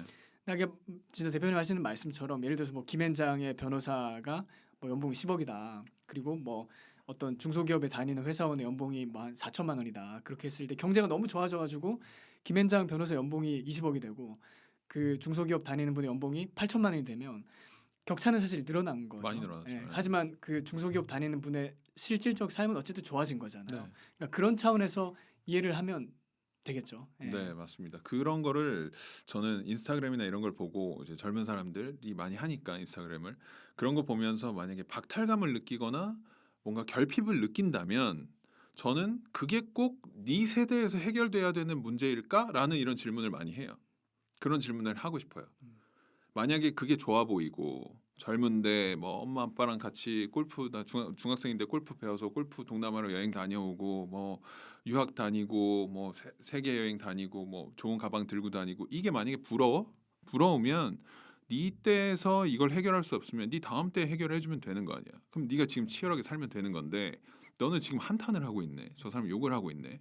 그럼 너는 네 자식의 자식도 계속 그렇게 살고 말 거다라고 이렇게 정확하게 얘기를 해줍니다. 이게 왜 단지 내 때에서 해결돼야 되는 문제라고 생각하냐? 그러면은 진짜 잠 쪼개면서 뭐 새벽 청소부터 뭐 자기 메인 잡하고 나중에 대리운전 뛰고 이렇게까지 치열하게 살면서도 만약에 그 개선이 안 되면 문제겠지만 그렇게 안 하고 있잖아요. 그렇게 안 하고 있잖아. 네, 이렇게 얘기해주고 싶습니다. 네, 맞아요. 결국에는 그러니까 삶을 바라보는 태도 문제 같아요. 네. 어떤 그 삶의 현 상황에 대해서 뭐 불평하면서 뭐 사회 탓을 하면서 구조 탓을 하느냐, 네. 아니면 그냥 뭐 내가 더 잘할 수 있는 걸 찾아보면서 더 나은 미래를 생각하기 위해서 더 그냥 일어나느냐. 그러니까 결국에는 뭐 보수라는 것 또는 우파라는 것도 결국에는 그냥 더 나은 삶이잖아요. 네. 오늘보다 더 나은 삶을 네. 기대하는 거. 그리고 거기서 이제 확인된 좋은 체제, 좋은 시스템이라는 거를 계속 지켜나가는 거고 뭐 그런 맞아요. 거죠. 네. 검증된 네. 시스템이죠. 사실 맞아요. 뭐 레이건 얘기로 다시 돌아가게 되는데 이럴 거면 레이건 부르죠 여기 오셔가지고. 다음에 한번 레이건 관계자 한번 불러야겠네요. 네. 근데 그러면 대표님이 하시는 뭐 이제 일 얘기도 좀 뭐 잠깐 나오긴 했는데 네. 하시는 일을 좀 말씀해 주시면 좋을 것 같아요. 지금 하시는 일 그다음에 어떻게 그 일을 하게 됐는지 그 과정이나 아니면 스토리를 좀 말씀해 주시죠. 네, 저는 이제 커피 업계 종사자들이 보는 바리스타, 로스터, 커피 로스터 이런 분들이 보는 이제 온라인 매거진을 지금 한 11년째 해오고 있고요. 그리고 그 일을 하다가 이제 사업체를 하나 더 만들어서 우리나라에 이제 로스팅 잘하는 커피 브랜드들의 커피랑 티 이런 것들을 모아서 판매하는 편집샵, 온라인 편집샵을 한 6년째 해오고 있고. 아, 그러니까 그 편집샵은 대표님이 직접 뭐 빈을 이렇게 뭐 만드는 게 만들어서 하는 게 아니라, 아니라 네. 어떤 플랫폼을 만드셔가지고 맞아요. 거기 네. 많은 편집샵에 빈을 만드는 분들이 자기 빈을 이렇게 네. 올리는 거네요. 어떻게 네, 보면. 판매하는 이제 그런 걸 하고 있고요. 제가 이 일을 하게 된 계기는 사실 뭐 제가 커피에 되게 조예가 깊고 이런 건 아니었고, 저는 27살 때까지 커피 안 마시던 사람이었거든요. 근데 이제 먹고 살려다 보니까 한 거예요. 전 처음에 이제 제일제당이라는 회사에서 여러분들이 이제 가시는 마트에 햇반, 고추장 뭐 이런 것들, 두부 이런 것들을 몇 바레트를 넣을 거냐 이거를 영업하던 영업사원이었고, 그리고 나서 이제 두 번째 회사로 이직했던 게 중소기업이었는데 이제 호주에 있는 가전 브랜드였어요. 근데 거기 에스프레소 머신이 있었고, 근데 제가 이제 그거를 잘 팔려고 하다 보니까 커피에 대해서 공부를 하게 된 거고, 하다가 커피 업계가 좀 괜찮네 라는 생각이 들어서 앞으로 뭘 하더라도 이 업계에서 한번 해봐야 되겠다. 근데 제가 커피 쪽 커리어가 없으니까 좀 일도 하고 영어도 좀 배울 겸 워킹홀리데이 가자 해서 29살 때 호주로 워킹홀리데이 가서 호주 어디로 가셨어요? 퍼스로 갔어요. 서부에. 처음 듣는 도시. 네. 보통 서부에 호주 하면 있는, 시드니하고 뭐 네. 캔버라 이거밖에 잘 웨스턴 모르잖아요. 오스트레일리아 주의 제 주도인데 아, 그게 서쪽이에요. 네, 서쪽이라. 한국 사람들 그런데 잘 안 가잖아요. 그래서 보통. 그걸로 갔어요. 좀 없는 영어 곳. 더 하고 싶어가지고. 근데 거기도 한국 사람 많더라고요. 아, 그래요? 어디를 가나 뭐 남극에도 있잖아요. 이러니까 근데 그게 호주는 어때요? 동쪽이랑 서쪽이랑 차이가 큰가요? 많이 커요. 그러니까 서쪽은 조금 어른들이 은퇴하면 저희 가서 살고 싶다 하는 그런 좀 이지하고 컴한 그런 도시고, 동쪽은 아무래도 좀 활발하고 뭐 정치적으로도 중심지고 이러니까 뭐 문화적으로도 그쪽이 훨씬 더 발달돼 있고요. 서쪽은 좀 자연에 가깝고 도시에 있지만 뭐 작은 도시들이고 해서 좀 아기자기한 맛도 있고 괜찮아요. 서쪽도 여행 가신다면 추천드립니다. 네. 뭐 새로운 어떻게 보면 정보라고 할 수 있겠네요. 네, 더 약간 더 오지 체험 이런 것도 많이 할 수 있고 음. 하니까, 그래서 거기서 바리스타 생활을 하다가 이제 들어와서 이 사업을 하게 된 거고요. 그래서 저는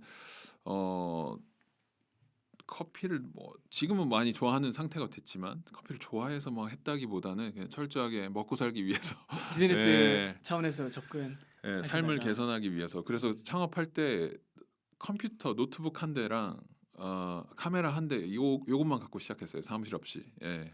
그 언제 시작을 하셨던 거죠? 제가 2014년에 시작했죠. 2014년. 아, 그 벌써 10년 네, 됐네요. 맞아요. 그때가 처음 그 매거진을 시작하신 네.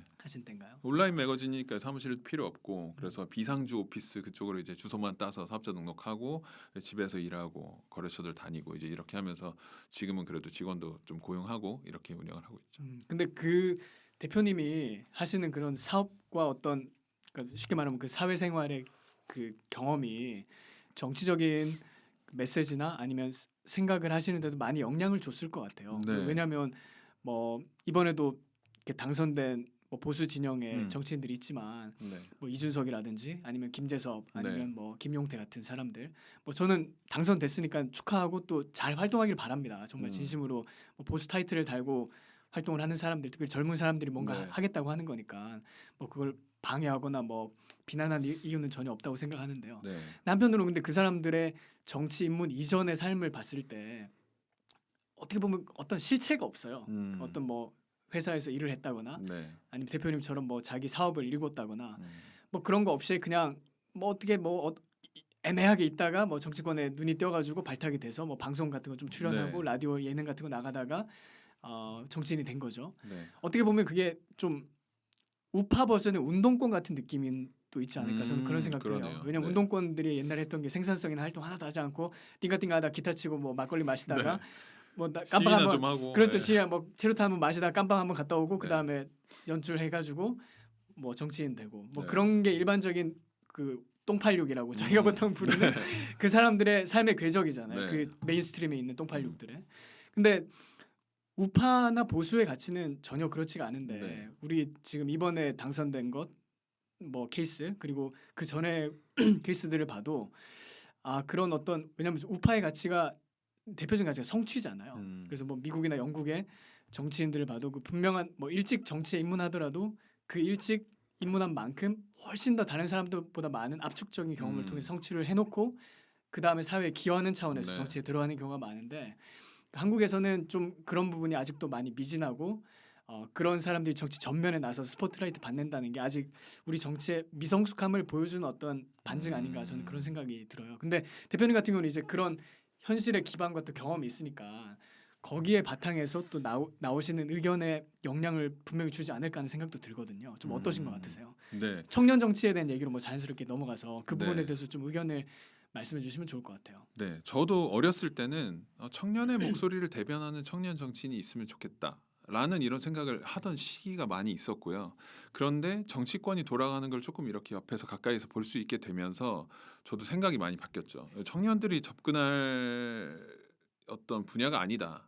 왜냐하면 정치라는 분야가요. 네, 그러니까 개인의 삶을 위해서도 좋지 않고 그리고 어떤 사회 기여적인 측면으로 봤을 때도 그렇고 또 그 정치인이 잘하면서 계속 이제 정치적으로 영향력을 행사할 텐데 그 방향이나 어떤 그런 정확성이라고 할까요? 네, 이런 것들에 대해서도 나중에 분명히 이제 오류가 발생되는 첫 단추부터 잘못 끼워지는 거라고 생각하거든요. 이 정치라는 게 어쨌든 사람을 이해하고 사회를 이해하면서 거기서 발생한 문제들을 풀고 또 미래를 계획하고 이런 식으로 이제 가야 되는데 그러려면 자기만의 자산이 있어야 된다고 생각해요. 그 경험이죠. 그런데 그거를 책에서 보거나 아니면 다른 사람이 하고 있는 걸 옆에서 본 경험만으로는 글쎄요, 뭐 느낌은 알 수 있겠으나 뭐 예를 들면 영화를 보고 뭐 다른 사람의 삶을 간접적으로 경험한다고 하는데 거의 그 수준인 거죠. 뭐 딸이 납치당한 걸 찾아가겠다고 막 정말 테러리스트들하고 싸우고 이걸 보면서 딸을 잃으니 얼마나 가슴이 아플까 요 정도인 거예요. 진짜 딸을 잃어본 사람은 그 감정과는 정말 비교할 수도 없는 건데. 그만큼 현실과 어떤 생각의 괴리가 크다는 거죠. 네, 그러니까 뭐 농담으로 그런 거 있잖아요. 연애를 책으로 배웠어요. 이러면 얼마나 연애 김재동 못해. 같은 사람. 그러면서 또 연애 특강 하는 네, 그런 어떻게 보면 그런 비슷한 맥락이네요. 그런 수준이 될 수밖에 없다. 그러면서 자기가 인생을 살아보지 않았지만 인생에 대해서 어떻게 정치를 통해서 바꾼다고 하면서 대중들을 또 뭐 이렇게 뭐라고 해야 되나요? 그 거기에 메시지를 내는 네, 거니까요. 메시지 주고 뭐 하는데 그리고 또 다른 측면에서 봤을 때는 정치는 돈을 갖고 해야 돼요. 자기 자산이 있어야 되는 거죠. 그래서 자기 자산이든 뭐 부모님 자산이든 돈이 있어야 돼요. 돈에 아쉬움이 없어야 자기가 하고 싶은 말을 할 수가 있고 말하자면 이리저리 끌려다니지 않는다는 거죠. 그 당론이라는 게 있잖아요. 당론에 반기를 드는 게 항상 좋은 건 아니지만 국회의원들이 항상 얘기하는 게 국회의원 한 명 한 명이 입법 기관이다 이렇게 표현을 해요. 자기들의 권위를 엄청 높입니다. 자기들에 대해서 얘기할 때. 근데 하는 행동들 보면 입법 기관으로서 어떻게 저 100명이 넘는 사람들이 당론이 이렇게 일치단결 하나가 되지? 항상 이거는 개개인이 입법 기관이라고 볼 수 없는 거거든요. 거수기 역할을 하는 거고. 근데 그게 돈이 있으면 나 다음에 국회의원 안 해도 돼. 공천 안 받아도 돼. 나 먹고 살 수 있어. 나는 국민들만 보고 갈 수 있어. 나 돈 많거든. 당당하게 먹고 살 문제 거죠? 없거든. 근데 처자식이 있고 이 아이들의 미래, 우리 와이프의 미래를 생각하면서 내가 하고 싶은 말이 여기까지 올라왔지만 요 말 하면 공천이 안 될 것 같은데 그럼 이제 쑥 이제 들어가 있어야지. 이렇게 하게 되는 거죠. 그러니까 비슷한 맥락에서 보면 변호사 출신이나 교수들이 정치판에 많이 기웃거리는 이유가 그 사람들은 그래도 뭐 정치 안 해도 당장 유연하게 다른 먹고 사는 방향으로 틀 수 있으니까 네. 그런 게 아닌가 생각이 들어요. 그래서 뭐 제가 이런 얘기를 만약에 한다면 그 또 논란이라는 거 좋아하는 기자들이나 나무위키 거기 필자들은 뭐 그렇게 얘기하겠죠. 노재승 정치는 돈 있는 사람만 해야 논란 이렇게 하겠죠. 해라. 해. 뭐 예스 해왔는데 그런데 결국에는 자기나 뭐 자기 부모의 돈이 없다면 근데 정치를 하고 싶다면 자기의 정치를 실제로 힘있게 구현하기 위해서 자기가 원하는 정치를 구현하기 위해서 돈이라도 먼저 벌고 들어가라. 이제 이런 말을 하고 싶은 거죠. 그렇지 않으면 휘둘릴 수밖에 없다. 그 생각에 대표님이 보시기에 얼마쯤 있어야 되는 것 같아요? 글쎄요. 선거를 한번 치를 때 자기 돈이 그러니까 선거 비용을 어느 정도 보전 받지만 15% 이상 받으면 그래도 자기 돈이 한 1억 이상 들어간다고 하거든요. 그렇기 때문에 글쎄 그냥 선거에 떨어지더라도 그게 이제 몇 번이 됐든 간에 내가 한 번만 도전할 거야 아니면 3번까지 도전할 거야라고 한다면 그만큼 떨어져도 내 주변에 있는 가족들이나 내가 책임져야 되는 사람들의 삶에 영향을 안 줄 정도 가 만약에 마련돼 있다면 하는 것도 좋다고 생각하고 음. 아니면 든든한 뭐 스폰서를 잡던지 저는 그것도 나쁘진 않다고 생각하거든요. 네. 아, 말씀하신 그걸 보면 어쨌든 우리나라에선 현실적으로 정말 그러니까 일반적인 청년, 그러니까 네. 그 청년이라고 말하는 뭐 그냥 평범한 가정에서 태어나서 대학교 그냥 나오고 뭐 직장 생활 뭐 한 짧게 이렇게 하다 보통 그렇게 되면 남자 같은 경우 나이가 이제 20대 후반쯤 되잖아요. 그러니까 그런 청년들이 현실적으로 정치판에 오래 있을 수 없는 구조라는 네. 말씀이죠. 그래서 뭐 그런 얘기 많이 나와요. 원외 정치인들 있죠. 당협위원장 같은 사람들. 그러니까 아직 배지는 못 달았지만 한 지역을 맡아서 이제 관리하는 사람들. 당협위원장을 맡으면 그 당협 그 지역 뭐 지역위원장이라고도 하는데 민주당에서는 그 지역의 어떤 모임이나 이런 데 인사도 다녀야 되고 어쨌든 그걸 꾸려 나갈 때 돈이 들잖아요. 그리고 내 시간도 빼야 되고 이게 어떻게 보면 내 시간도 경제제니까 그런 것들을 계속 리소스를 투입을 해야 되는데 언제가 될지 모르니까 이제 계속 이제 그걸 해야 되는데 그걸 해내고 버틸 수 있는 만큼의 자기 자본이 없으면 이걸 못하니 청년들이 쉽게 뛰어들기 어렵고 이런 얘기를 많이 한단 말이에요. 그래서 원외 정치인들도 후원회를 결성하고 후원금을 받을 수 있게 해줘라 라는 얘기가 정치권에서 많이 나오거든요. 근데 지금은 그게 금지가 돼 있죠. 네, 그러니까 원내 정치인들만 할 수 있어요. 배지 단 사람들만 후원회를 만들 수가 있어요. 그건 굉장히 현역들한테 유리하게 제도가 그렇게 돼 있네요. 정말 이 엄청난 장벽이 있는 거죠. 그래서 이거를 원외 정치인들도 후원회 결성할 수 있게 해주세요. 이걸 누가 결정합니까? 국회가 결정하죠. 배지 달고 있는 사람들이. 근데 그 사람들한테 왜 안 해줍니까? 하면 뭐 한번 검토해 보겠습니다. 하지만 속내를 들여다보면 야 우리가 미쳤냐? 우리가 미쳤어? 이걸 왜 해?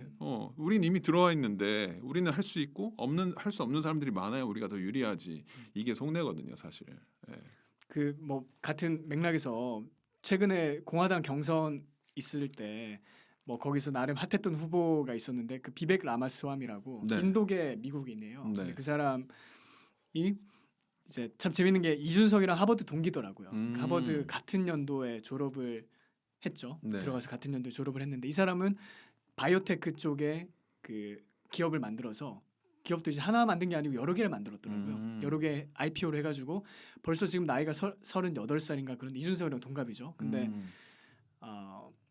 그 벌써 자산이 1조 이렇게 돼요. 그러니까 이번에 선거 나와서 자기 하고 싶은 말 막 하더라고요. 네. 그러니까 소신 있게 자기가 미국이 발전해야 될 방향과 문제점이 뭔지. 그다음에 네. 특별히 제일 어려운 게 같은 공화당 그러니까 보수 정당 내부 사람들을 비판하는 게 너무 힘들잖아요. 왜냐하면 그렇게 하다가 자기 끈 떨어지거나 뭐 공천 못 받으면 네. 어떻게 되는 건지 고민할 수도 있는데 그 사람은 그런 거 관계없이 진짜 자기 소신껏 얘기하더라고. 그게 맞든 네. 틀리든 간에. 근데 그게 아까 대표님 말씀하신 그 금전적인 부분. 그게 정말 현실적으로 정치를 하고 싶어 하는 사람이라면 정말 고려해야 되는 그런 요소가 아닐까 생각이 들긴 하네요. 네, 맞습니다. 그 대표님 그 사실 저는 이번에 준비를 하면서 그 배승희 변호사님 채널에 가끔 이렇게 출연하시나 봐요. 네, 뭐 인연이 돼가지고 감사하게 이제 뭐 한 코너 주셔가지고 정기적으로 나가고 그게 있습니다. 이름이 중년 정치. 중년 네, 정치. 중년 정치. 그게 얼마나 자주 출연하시는 거예요? 일주일에 한 번 텀으로 이제 나가고 뭐 개인적으로 뭐 일이 있어서 스케줄이 안 맞거나 이러면 이제 출연 못하는 주도 있고요. 이제 그렇게 하고 있는데 중년 정치라는 이름은 이제 제가 이제 곧 중년이니까 그리고 또 청년 정치라는 타이틀 자체가 지금은 거의 많이 훼손됐잖아요. 누더기처럼 돼버렸는데 그리고 사회적으로 인정도 못 받는 이런 게 돼버렸는데 저는 이제 그것과 좀 차별화하고 싶어서. 근데 네. 되게 좋은 네이밍이라고 생각을 해요. 딱 네. 왜냐하면 들으면 이게 까먹지 않잖아요. 네. 중년 정치. 근데 거기서 제가 봤던 그 영상에서는 군복을 입고 나오신. 네. 근데 보니까 예비역 중이시더라고요. 네. 해병대 출신, 네. 맞아 빨간 명찰. 네, 맞습니다. 어떤 계기로 그때 해병대를 가셨던 거예요? 그리고 네. 군 생활에 대해서 이렇게 그때 말씀하실 때 보니까 2010년도에 네. 언제 전역을 하셨죠? 2011년에 전역했습니다. 2011년에요. 네. 그럼 9년 군번이에요. 2009년에서 네. 11년. 저랑 딱 똑같은 시기에 군대를 가셨네요. 네. 저도 이제 9년에 가서 11년에 전역을 했는데 네. 그때 연평도 하고 또 백령도의 그 천안함 피격 천안함 다 2010년도에 그게 터졌잖아요. 근데 근무를 그때 어디서 백령도에서 했습니다. 네, 백령도에서 하셨으면 완전히 거기 바로 옆이잖아요. 네. 그때 어떤 뭐 이렇게 경험을 하셨는지 좀 말씀해 주시면 좋지 않을까 싶어요. 네, 뭐 저희 집안에 해병대 출신인 분이 한 분도 없습니다. 그래서 어떤 연이 있었던 건 아니고요. 저는 그냥 일반적으로 학교에서 ROTC 코스를 밟고 있었는데 이제 동기가 우리 해병대 지원하자 이렇게 해서 전군을 할 수 있는 기회가 있거든요. 테스트 볼 수 있는 기회가. 그래서 그러니까 원래는 육군으로 네, 지원을 하셨다가 거기서 이렇게 스위치를 하신 거네요. 네. 근데 친구가 이제 체대 다니는 친구가 우리 가자 저쪽으로 했는데 거기서 나 싫어 하기가 싫었어요. 그래? 왜 쿨한 척? 그래? 어차피 거기도 테스트 보고 경쟁률이 치열해요. 해병대로 넘어가는 것도. 그래서 그래 뭐 가지 뭐 하고서 같이 자기소개서 써서 내고 체력 테스트를 받았는데 어쨌든 합격이 된 거죠. 그래서 이제 해병대 가게 된 거고 백령도 가게 된 건 저는 어렸을 때부터 군 생활은 철책을 잡고 북한을 보면서 해야 된다는 생각을 했었어요. 아 그래요? 후방에서 편하게 뭐 이게 아니라 굉장히 특이한 생각을 하셨네요. 그게 그냥 계속 이제 애국가 나올 때까지 TV를 보면서 애국가 나오는 장면을 보다 보면 계속 그게 나오잖아요. 이제. 그 철책 지키고 있는 그 네, 장면들. GOP 같은 데서 이제 딱 하고서 철책 만지면서 이렇게 음. 전원 감시하는 장면이 맞아요, 나오는데 맞아요. 네. 제가 그거 보면서 계속 마음에 남아 있었나 봐요. 군 생활을 저렇게 해야지.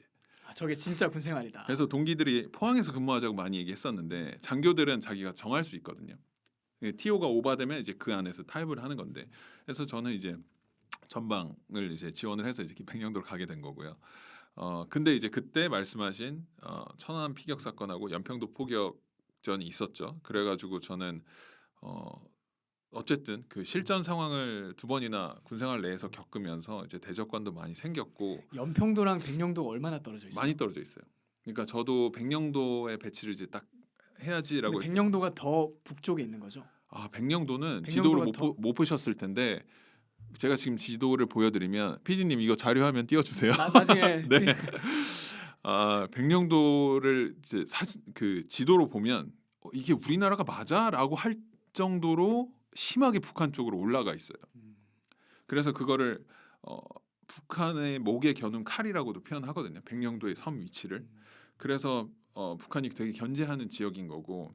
그러니까 완전히 진짜 어떻게 보면 최전방이네요. 네, 맞아요. 저는 최전방. 사실 이제 백령도 배치가 결정됐을 때만 해도 월미도 근처에 뭐 인천 앞바다에 있을 거라 생각했었어요. 근데 인천 앞바다에서 한 100길로 한 2-3시간 정도 가야 연평도가 있고 연평도에서 2-3시간을 가야 백령도가 있습니다. 그래요? 네. 그럼 진짜 멀리 있는 진짜 곳이네요. 멀리 있고 아. 지금은 통신망이 어떻게 개선됐는지 모르겠지만 그 서해 바다가 해무가 많이 끼거든요. 바다 안개가 해무가 엄청 짙게 끼면 이제 배도 못 뜨고 뭐 통신도 안 되고 막 이래요. 그래서 그때 만약에 북한이 백령도에 포격을 해서 백령도를 만약에 초토화시켰다. 그러면 해병대 사령부에서는 알 수가 없습니다. 그 정도로 떨어져 있어요. 진짜 소리도 안 들려. 그냥 섬이 없어질 정도로 포격을 해도 소리도 안 들릴 정도로. 그만큼 떨어져 있기 때문에. 네. 그래서 거기서 이제 군생활 하면서 딱 중위 계급장을 딱 달았을 때 그 해병대 안에서도 사실 백령도 근무하면 제일 힘든 곳이라고 쳐주잖아요. 그렇지 않나요? 그렇죠. 유격 훈련장이 조금 힘든데 유격 훈련장. 유명해요. 거기. 백령도 유격 훈련장. 백령도 외줄타기 하면 악명 높습니다. 거기 상향식이어가지고 아. 진짜 힘든데 이제 그런 거 말고는 저는 뭐 전후방 뭐 가릴 거 없이 어디서나 하는 군생활은 군복을 입고 있다는 것 자체가 힘든 거지 갇혀 이거 지낸다는 뭔가 것 이거 정훈 훈련하는 거 같은데. 그거 자체가 힘든 거지. 저는 뭐 제가 해병대 나왔고 장교고 뭐 거의 전방에 있었다고 해서 더 힘든 절대 그렇게 생각하지 않습니다. 예.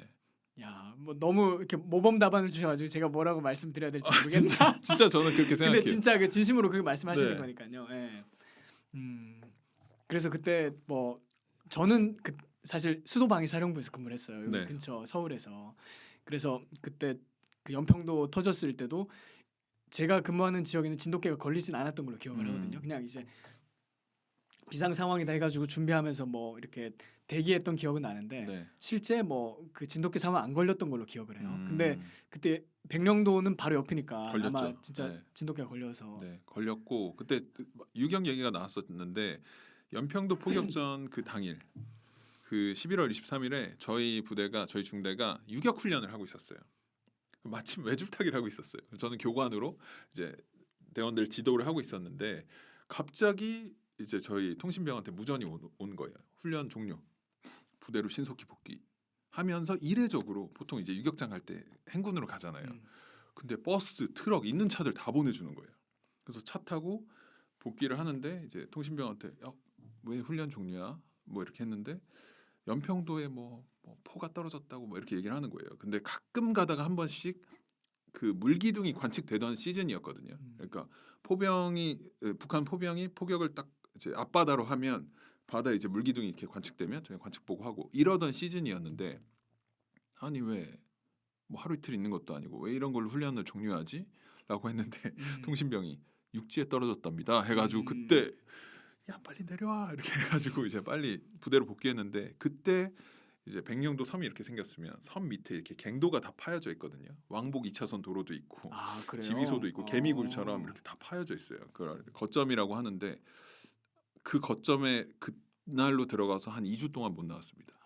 거의 준전시 상황 같이 그렇게 네. 지내셨던 거예요. 그래서 초전 생존성 보장이라고 이렇게 전쟁이 나면 일단 이렇게 때리고 들어오니까 일단은 살아야 그다음 생존하고 작전을 할 수 나서 이제 있으니까. 대응을 할 수 있으니까. 네, 저희는 그래서 그 2주가 지난 다음에도 나왔다가 상황이 안 좋아지면 또 들어가고 나오고 들어오고 이 생활을 많이 했었는데 상황이 잠잠해진 뒤에도 또 언제 북한이 그럴지 모르니까 막 새벽에 갑자기 사이렌 울리고 그 거점으로 뛰어 올라가는 그런 훈련을 엄청 많이 했어요. 근데 그 뭐 참 왜냐면 완전 진짜 최전방에서 경험을 하셨던 건데 저 같은 경우는 뭐 이제 전 서울에 있었으니까 그때 군인 신분이긴 했지만 그래도 그 정도까지 뭐 실감 있는 체험은 하진 않았었거든요. 솔직히 네. 말씀드리면요. 그래도 그게 아직 뇌리에 강하게 남아 있긴 해요. 그 네. 사건이라는 게 제가 현역으로 있을 때 이게 북한이 지금도 이렇게 실존하는 위협이구나. 그다음에 네. 우리나라가 이렇게 피해를 받을 수 있구나. 네. 그러면서 아직 강렬하게 그 각인이 돼 있긴 하거든요. 근데 대표님 같은 경우는 혹시 그 경험이 어떤 뭐 영향을 미치신 게 있을까요? 아니면 뭐 그 경험 때문에 다시 생각하게 된 점이라든지 뭐 그런 부분에 대해서 말씀을 해주실 수 있을까요? 일단 대적과는 완전히 확실하게 굳혔고요.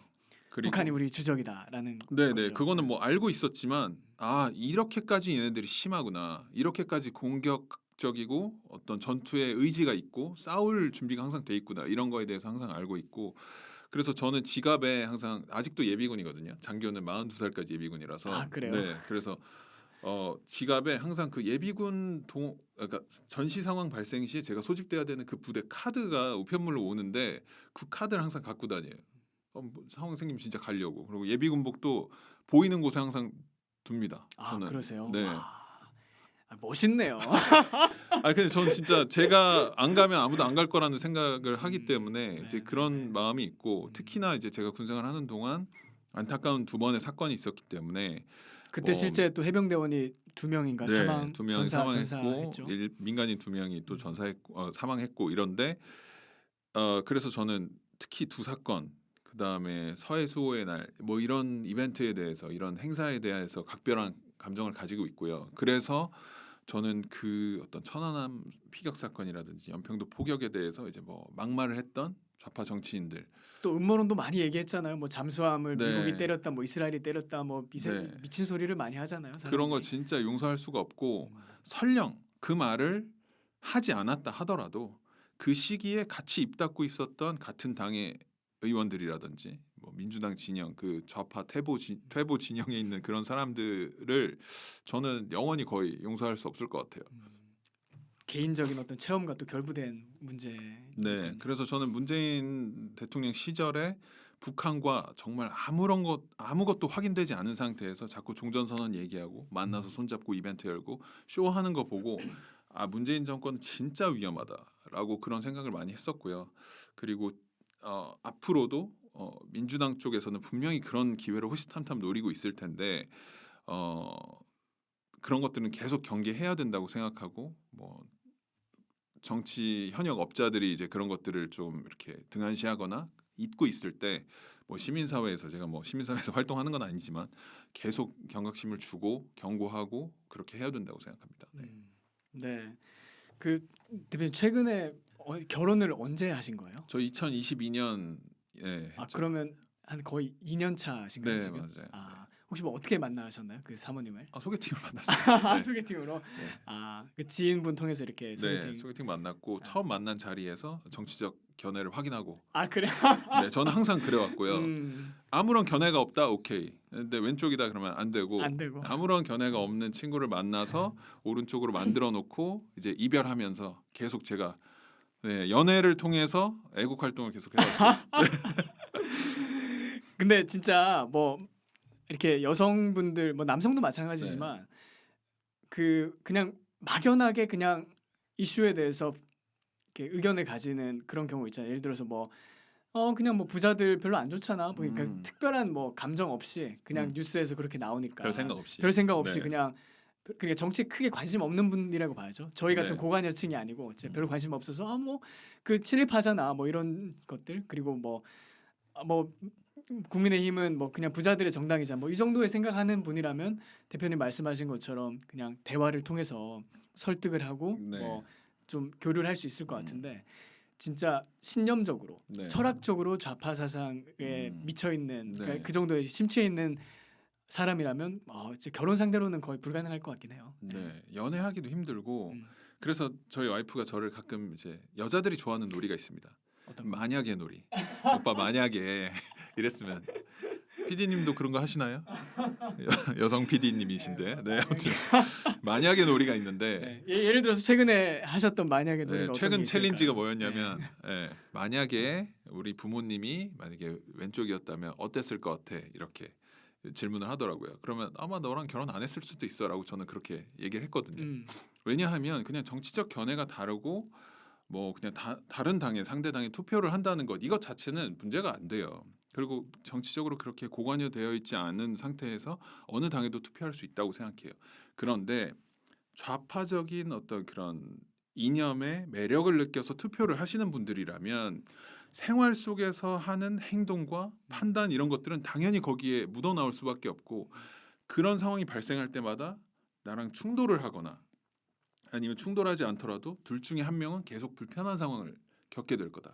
평생에 걸쳐서. 그건 또 가족이니까 뭐 어떻게 바꿀 수 있는 문제가 아니잖아요. 네, 그 생각이 또 쉽게 변화가 잘 안 되잖아요. 가족끼리 정치 얘기해도 뭐 답이 안 나오는 네, 것처럼. 그걸 적극적으로 제가 바꾸려고 하면 그것 자체가 또 불화가 될 거고.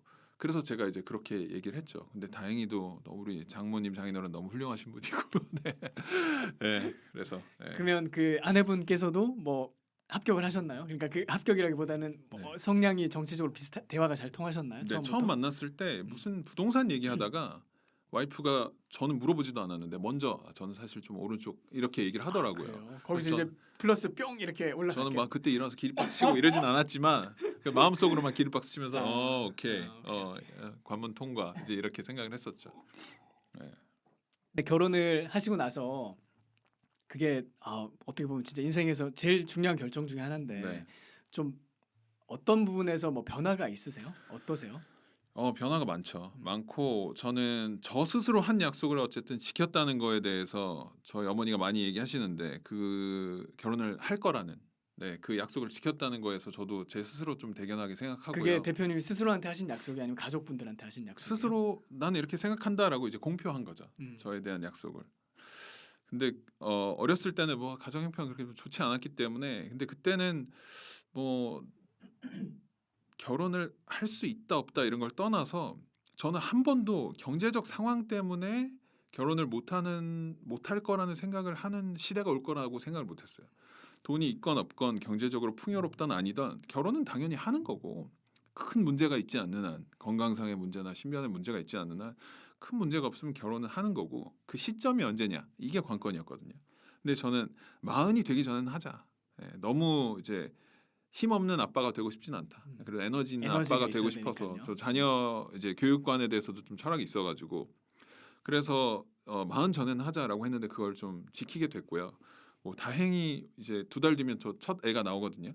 근데 윤석열 대통령 덕분에 한 살 어려져서 마흔이 되기 전에 이제 아빠가 되게 됐죠. 하여튼 축하드립니다. 네, 진짜. 감사합니다. 예. 그래서 그 부분에 대해서는 개인적으로 좋다고 생각하고 그리고 결혼을 하면서 이제 크게 달라진 점은 제가 어떤 결정을 하더라도 저는 되게 독단적인 사람이라서 부모님 말 진짜 안 듣고 자란 사람이에요. 제가 어떤 결정을 하더라도 부모님의 영향은 거의 없었고 제가 살면서 해온 결정들이 그래서 부모님들이 많이 서운해하셨었고 이런 거 부모한테 상의도 안 하고 내가 너 아빠인데 엄마인데 상의도 안 하고 결정할 수가 있냐? 예를 들어서 호주 가시는 거는 상의하셨어요? 뭐 이를테면 이런 거죠. 첫 직장을 제가 이제 어쨌든 대기업에 들어갔으니까 부모님 되게 좋아하셨단 말이에요. 근데 제가 어느 날 아침에 출근하면서 넥타이 매다가 맞다 엄마 나 다음 주까지만 다녀 회사 이렇게 얘기한다든지.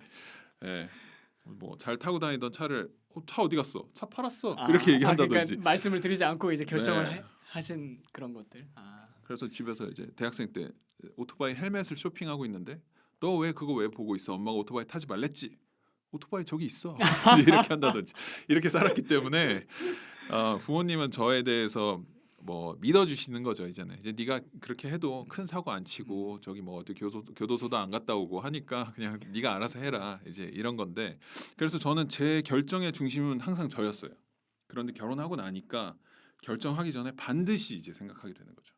제 와이프와 이제 아이의 미래나 뭐 어떤 이런 것들을 고려하면서 결정을 하게 되더라고요.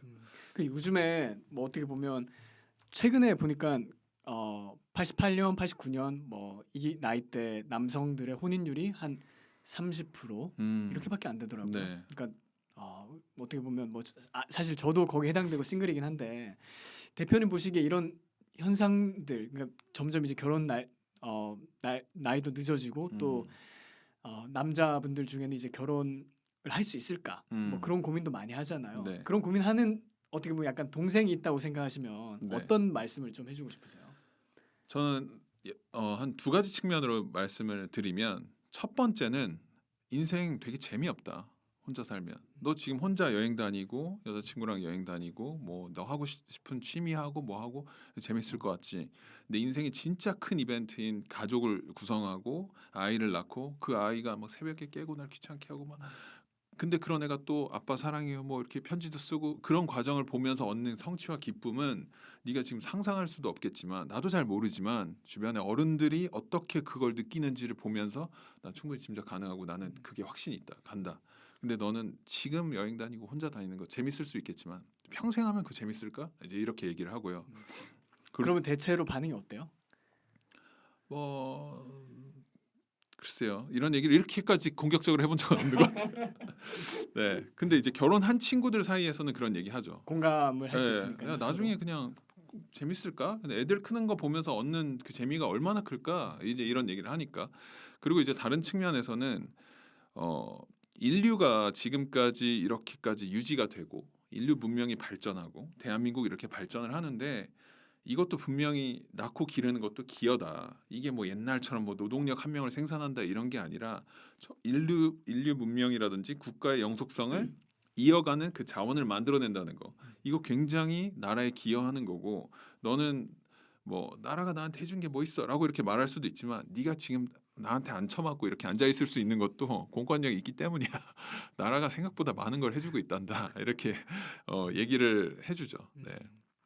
근데 진짜 그 과거에는 뭐 결혼이란 거를 진짜 말씀하신 거죠. 고민조차 하지 않고 당연히 뭐 하는 거고. 하는 거 네. 당연히 그냥 뭐 부모님도 했고 나도 하는 거고 이렇게 생각을 했는데 요즘에는 결혼 자체에 대해서 근원적으로 이렇게 퀘스천하는 뭐 사람들이 어떻게 보면 다 그 여론의 그 메인스트림이 되다 보니까 네.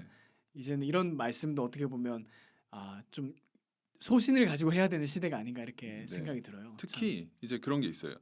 저도 이제 이런 발언할 때 주변에서 뭐 되게 듣는 분들이나 이런 분들이 어떤 분들인지를 체크하면서 얘기하고 수위도 조절하고 하는데 간혹 가다가 특히 이제 결혼이 아니라 출산이나 이런 거에 대해서 아이를 갖고 싶은데 못 갖는 분들이 생각보다 많잖아요. 요즘에는 결혼 나이가 늦어지기도 했고 뭐 다른 여러 가지 요인으로 그래서 아이를 낳지 않고 뭐 이렇게 결혼 생활을 유지하는 거에 대한 그 평가는 이제 굉장히 조심해야 되는 거고 그 사람들의 마음을 이제 배려하면서 해야 되는 얘기인데 낳을 수 있는데 안 낳는 사람들 있잖아요. 기회가 있는데 안 하는 사람들 이런 사람들은 저는 나중에 분명히 후회하는 순간이 올 거라고 생각하고 그 후회의 크기는 자기가 생각하는 것보다 엄청 클 거라고 생각해요. 네, 왜냐하면 아까도 얘기했지만 인생의 굉장히 큰 이벤트고 그 아이가 주는 기쁨이나 뭐 가족이 이어지면서 오는 어떤 그런 인생의 재미라는 거 그런 사건 사고 장면들이라는 게 있는데 그걸 완전히 빼버리는 거잖아요. 자기 인생에서. 그래서 나중에 그런 후회가 올 거라고 생각하고 생각을 좀 다시 했으면 좋겠고요. 왜 이런 일이 생겼나? 왜 이런 세태가 생겼나를 생각해 보면 작가님은 어떻게 생각하세요? 일단 뭐 진짜 저는 사실 이게 뭐 우리나라에서 얼마나 공감을 얻을지 모르겠는데요. 종교의 그 하락이 음. 큰 영향을 줬다고 생각을 해요. 음. 왜냐하면 제가 인류 역사를 봤을 때 그 당연하게 생각하는 이 출산과 자녀 양육의 행위 네. 이게 사실 고대 시대까지 거슬러 올라가면 말씀하신 대로 경제력이었잖아요. 네. 뭐 농경 사회 때는 자녀를 많이 특별히 남자들 많이 낳는 거는 그 자체로 우리 노동력이 플러스가 되는 거니까 그게 뭐 거의 중세 시대 산업혁명 시점까지 이렇게 이어져 왔다고 생각을 하는데요. 그러니까 한마디로 자녀를 왜 낳았어 했을 때 뭐 생물학적으로 남녀가 만나서 자연적으로 뭐 이렇게 결합을 하면 자녀가 태어나는 것도 있지만 그 인센티브를 생각했을 때는 아마 그 노동력과 경제적인 측면을 무시하지 못한다고 생각을 해요. 근데 네. 그 또 다른 한 축은 저는 그 성경에서 말하는 네. 거기는 그렇게 낳으라고 그냥 얘기를 하거든요. 그러니까 네. 성경에서 보통 얘기하는 그 자녀는 뭐 축복이다. 그다음에 하나님이 주신 선물이다. 뭐 이런 얘기들. 그리고 자녀를 잘 낳아서 기르고 그다음에 가치를 전수하는 거. 그래서 그 보수의 어떤 메시지가 네. 저는 거기 들어있다고 생각을 하거든요. 그러니까 너 자녀에게 행할 길을 가르치라 뭐 이런 메시지들. 근데 그 성경을 이렇게 읽다 보면 거기를 통해서 자연적으로 스며드는 이게 신이 우리에게 자녀를 낳는 것을 축복을 하고 말씀하시는구나라는 그 인지를 하게 되거든요. 근데 그게 문명사 특별히 유럽이나 미국 같은 경우에는 자연스럽게 이게 결혼하고 자녀를 낳는 게 하나님 명령이구나. 그렇게 생각하는 어떤 흐름이 있었다고 생각을 해요. 근데 특별히 현대 사회가 되면서 포스트 모더니즘 이런 게 많이 발전하죠. 그러면서 이 종교가 쇠퇴하고 특별히 교회 가는 사람들이 없어지고 교회를 마치 고리타분한 것처럼 또 종교 자체를 미신적이고 뭐 비이성적이고 정말 따분한 것처럼 생각하는 그런 사람들이 많아지면서 이 종교의 쇠퇴와 함께 그 한쪽 인센티브가 무너져 버리니까 이제는 사실 경제적으로는 정말 냉철하게 생각했을 때 뭐 대표님도 이제 거기 출산하실 예정이시지만 돈이 많이 드는 건 사실이잖아요. 맞아요. 네. 예, 자녀를 낳고 그 과정과 그다음에 키우기 위해서는 다 하나하나 뭐 돈이 안 든다고 하면 거짓말일 텐데 이제는 경제적인 그 자녀가 이제 태어나서도 나한테 나중에 경제적으로 혜택을 줄까라고 생각했을 때 그거를 플러스라고 생각하는 시대는 이제 지난 것 같아요. 오히려 나이가 들어도 채무가 되지 자산이 되진 않는 시대라고 생각을 하거든요. 그러다 보니까 사람들이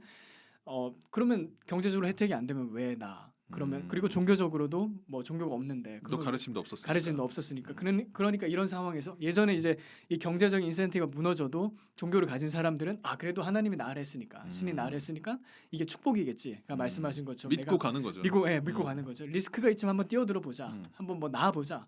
이게 뭐 생육하고 번성하라고 했으니까 여기 안에 뭔가 뭐 그래도 신이 얘기했으면 뭔가 메시지가 있겠지 하는 막연한 생각. 그게 저는 이 출산율에 유의미하게 기여를 해왔다고 생각을 해요. 중요한 한 축. 네, 이라고 한쪽. 생각하네요. 그래서 실제 이거를 저도 막연하게 생각을 했었는데 그 미국의 사회학자인 메리 에버스타트라는 여자가 있어요. 그 사람이 한 연구를 보니까 진짜 그 결혼과 종교는 그 코릴레이션이 있더라고요. 상관관계. 이게 뭐가 뭐를 초래한다라고 아직까지 말하기는 힘들지만 이 종교가 쇠퇴할 때 출산율이 같이 떨어지고 종교가 아주 왕성하게 올라갈 때 출산율이 같이 올라가고. 그러니까 그게 분명한 의미를 가지고 그래프를 네. 그리긴 하더라고요. 그래서 한국 상황도 그렇고 미국 상황도 그렇고. 그래서 저는 좀 그 종교의 역할, 사회학적으로도 그거를 좀 분석할 필요가 있지 않을까 그렇게 생각은 하고 있어요. 네. 대표님은 뭐 어떻게 의견이 있으세요? 저는 종교적으로는 생각 안 해봤는데 말씀하신 거 들어보니까 충분히 일리가 있다고 생각을 하고요. 저는 종교적인 관점은 지금 말씀해 주셨으니까 저는 그게 아니라 특히 한국 사회가 왜 이렇게 출산율 저하가 왔느냐를 생각해 보면 문화적 현상 때문이라고 생각해요. 출산율이 급감하는 그 시기가 묘하게 맞물려 있는 게 욜로, 플렉스, 파이어 이런 단어가 이제 등장하고 막 유행하면서부터 이렇게 됐다고 생각하거든요. 그러면서 나 혼자 산다 뭐 이런 프로그램, 금쪽 같은 내 새끼 뭐 이런 프로그램이 굉장히 잘 되고 하면서 혼자 살아도 괜찮아. 애 낳으면 저렇게까지 힘드네.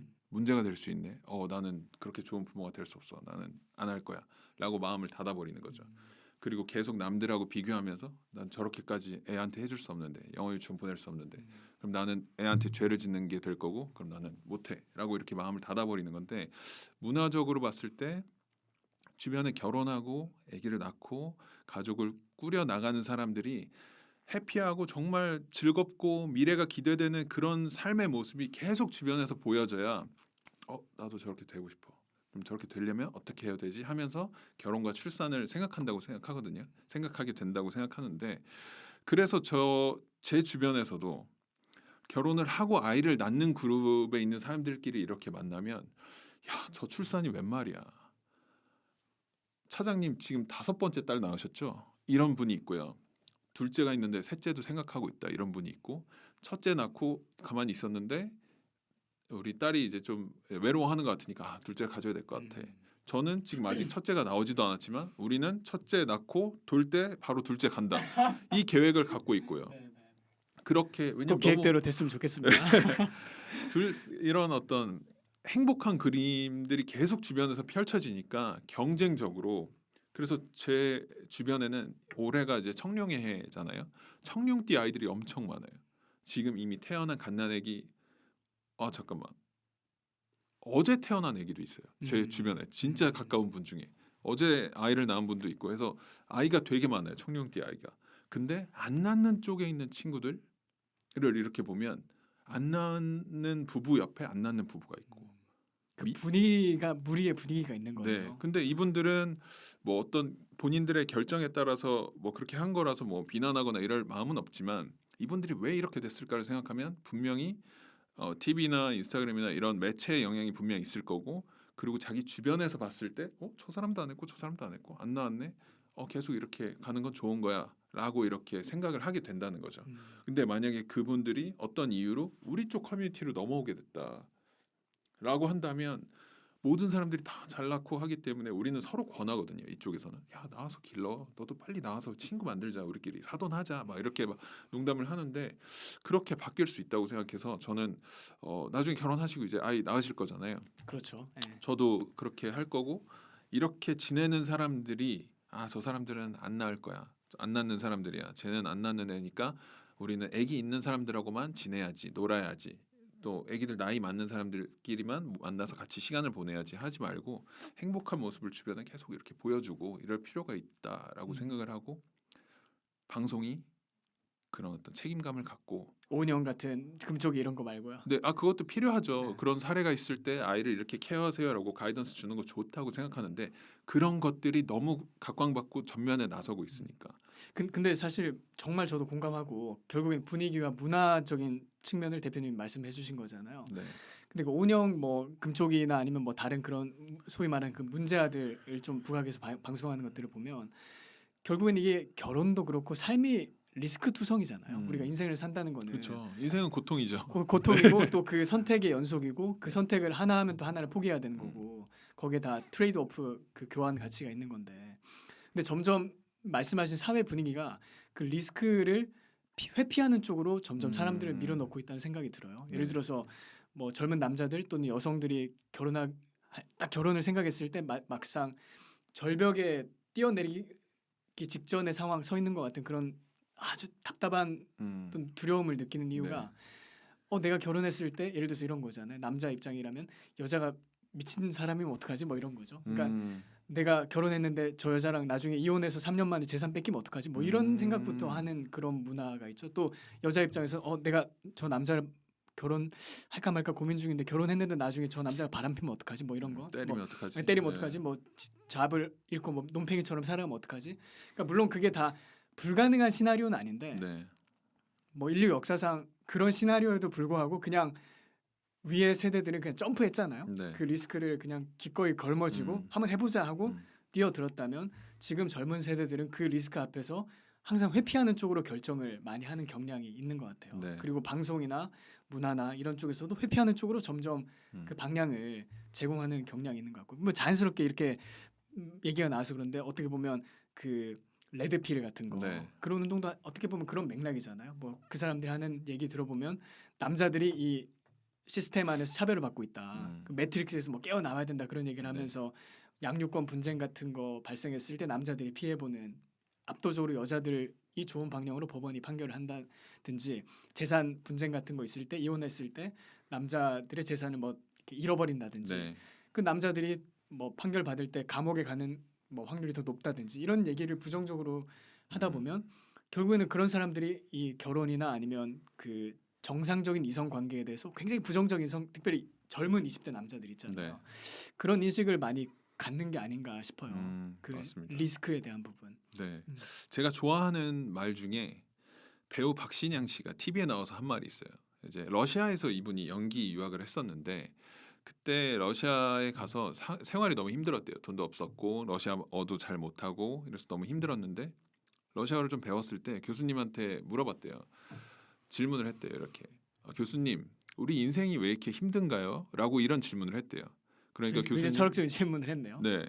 그러니까 교수님이 어떤 시를 하나 주면서 이걸 공부해 와라라고 시를 줬는데 그 시의 내용이 우리의 인생이 왜 힘들지 않아야 한다고 생각하십니까? 라는 내용이었대요. 그래서 그때 박신양 씨가 되게 깜짝 놀랐대요. 살면서 한 번도 그런 말을 들어본 적이 없다고.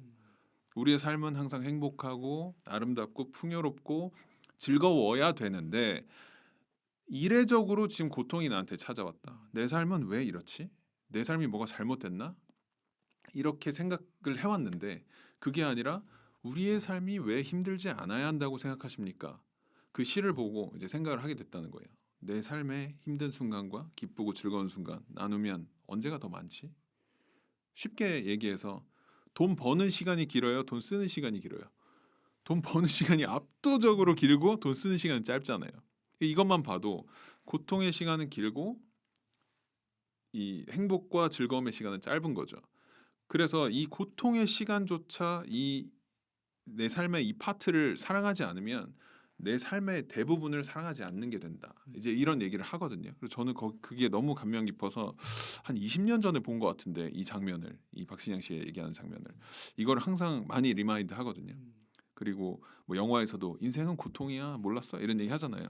그런 것처럼 인생은 원래 힘들고 고통인 거야. 밥 한 끼만 안 먹어도 배고픔이 찾아오고 날 조금만 더워도 저도 여기 걸어오다가 오늘 옷 잘못 입었다 너무 덥다 이거 벗을까 막 이런 생각했었는데 옷 선택만 잘못해도 몸이 더워지고 피로해지고 이런 고통의 연속인데 이거를 네가 회피한다고 해서 과연 회피한 것만 가질 수 있을까?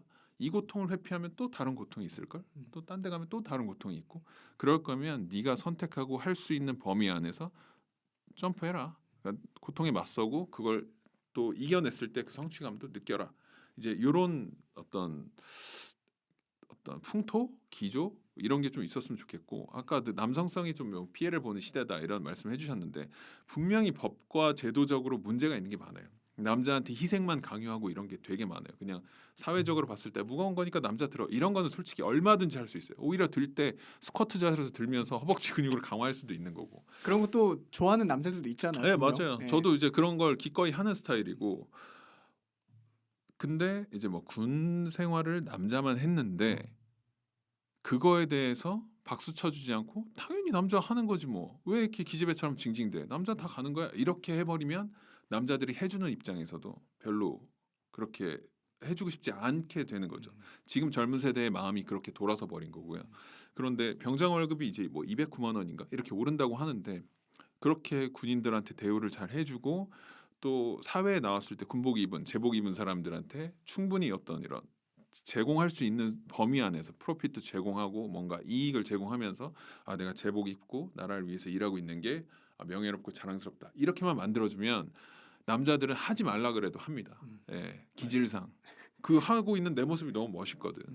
네, 그래서 그런 거는 분명히 좀 개선될 필요가 있다. 네, 그리고 남자는 위기의 순간이 찾아오면 분명히 자기 가족과 약자들을 주변에 있는 약자들을 위해서 기꺼이 몸을 던질 수 있는 그런 DNA를 갖고 있다고 생각하고요. 그래서 말씀하신 대로 그 남성성이 좀 회복되고 이렇게 되면 사회에서 발생하고 있는 많은 문제점들이 갈등 이런 것들이 해소가 될 거라고 생각해요. 그 대표님이 생각하시는 그러면 남성성의 남자다움, 그러니까 남자다운 남자가 뭐라고 생각하세요? 그냥 네. 왜냐하면 이 정의의 그러니까 이 어떤 질문에 대해서조차 아마 그 고민하는 사람들이 많이 있을 것 같아요. 그러니까 고민한다는 게 그러니까 명확한 어떤 이미지를 그리지 못하는 거죠. 진짜 남자다운 남자라는 게 뭘까? 예를 들어서 어떤 모델이 있으면 그래서 뭐 아버지의 역할이 중요하다 그런 얘기를 많이 하잖아요. 어떤 아버지가 딱 있으면 저게 그냥 아버지의 모습이구나 이렇게 생각을 할 수 있을 텐데 네.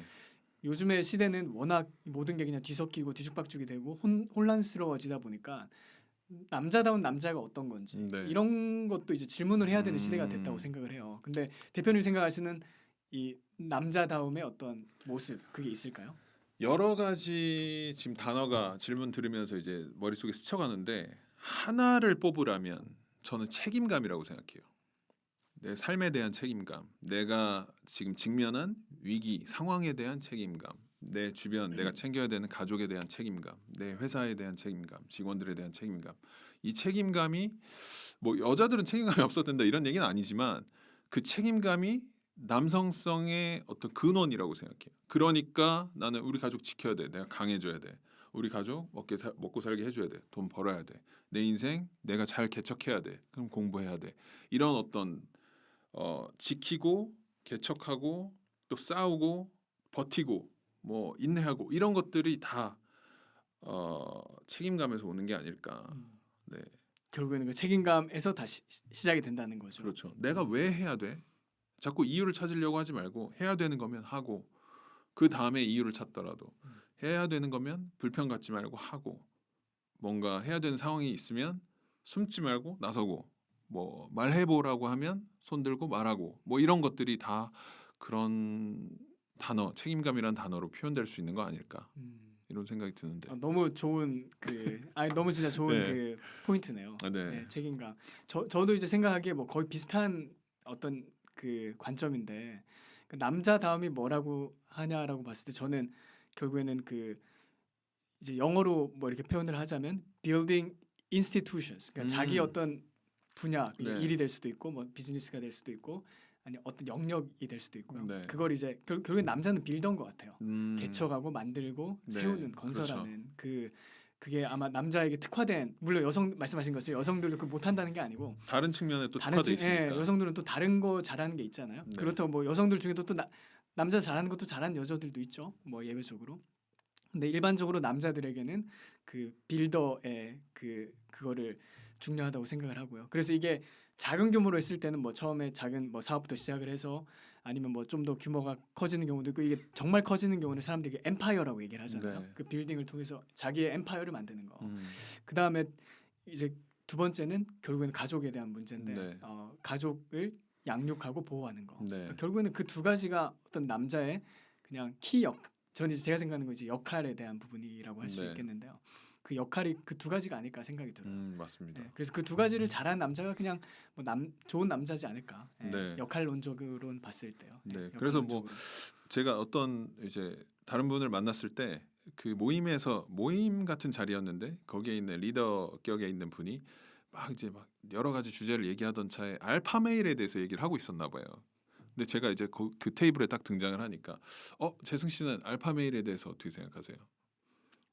요즘에 인터넷에서도 논란이 많이 되고 있잖아요. 그래서 저는 그렇게 생각했죠.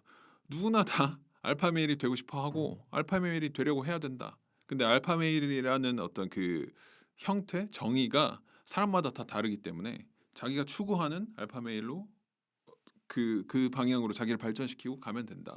그게 뭐 어떤 사람은 지식이 많은 사람일 수도 있는 거고 사상적 배경이 좋은 사람이 될 수도 있는 거고 어떤 사람은 근육이 많은 사람이 될 수도 있는 거고 어떤 사람은 돈이 많은 사람이 될 수도 있는 거고 그게 뭐가 됐든 간에 자기가 생각하는 그 남성성 알파 메일을 추구하기 위해서 이렇게 정진하는 것 이거 자체 그 문화 흐름 자체가 알파 메일을 대변하는 거 아니냐 이제 이 얘기를 했었는데 네 알파 메일이라는 것도 마치 뭐 어떤 특별한 존재가 있어서 엄친아처럼 타고난 뭔가 있는 나는 될 수 없는 아니면 내가 되기는 어려운 그런 게 아니라 누구나 다 자기 마음속에 품고 있는 알파메일이라는 존재가 되기 위해서 노력을 한다면 우리 사회가 다 좋아지지 않을까. 그래서 알파메일 이 스트림이랄까 알파메일 이 단어가 등장하고 이거에 대해서 얘기를 하는 이런 추세는 되게 바람직한 거라고 생각합니다. 어쨌든 뭐 좋은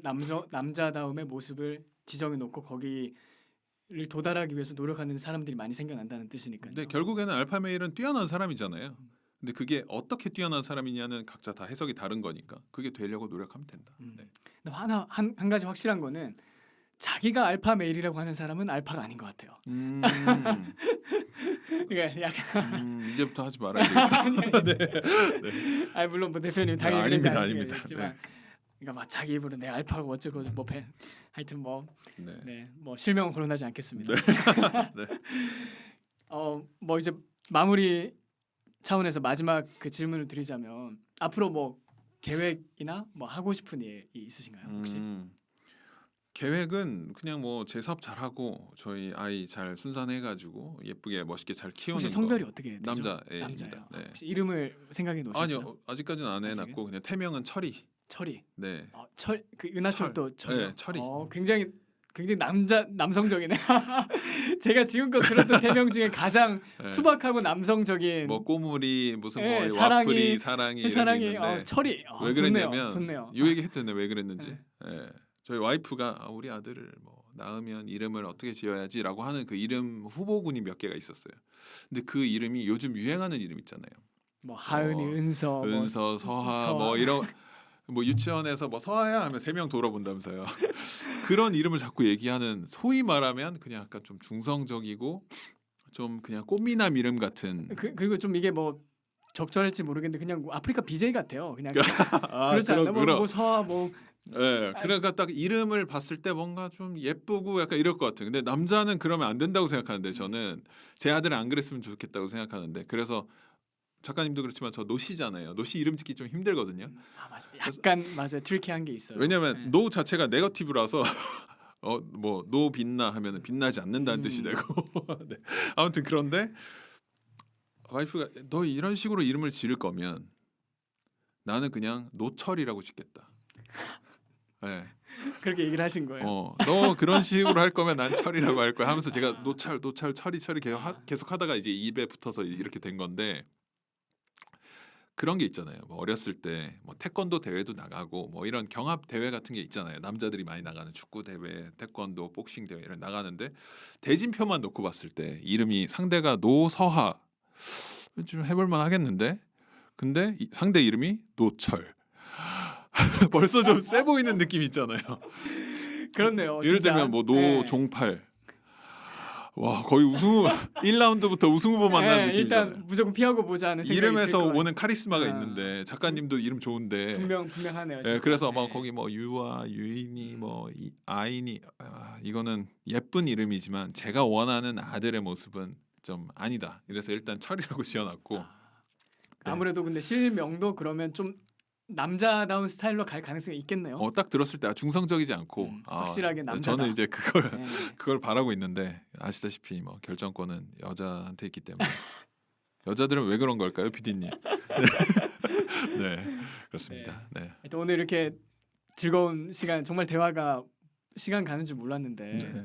여러 가지 주제를 놓고 의견 내주셔서 감사합니다. 하여튼 결국에는 뭐 보수 그다음에 우리 사회가 더 좋은 방향으로 발전할 수 있도록 네. 그 하는 것이 보수의 어떤 그 정신이지 않을까. 그리고 다음 세대를 생각하는 거. 네. 지금 저희가 뭐 얘기하면서도 대표님도 계속 자녀에 대한 얘기, 결혼에 대한 얘기 이런 게 사실 저희를 초월하는 거잖아요. 그러니까 보수는 그렇죠. 항상 그 다음 세대를 생각하는 그 정신이 있지 않나 생각이 듭니다. 혹시 뭐 하시고 싶은 얘기 있나요?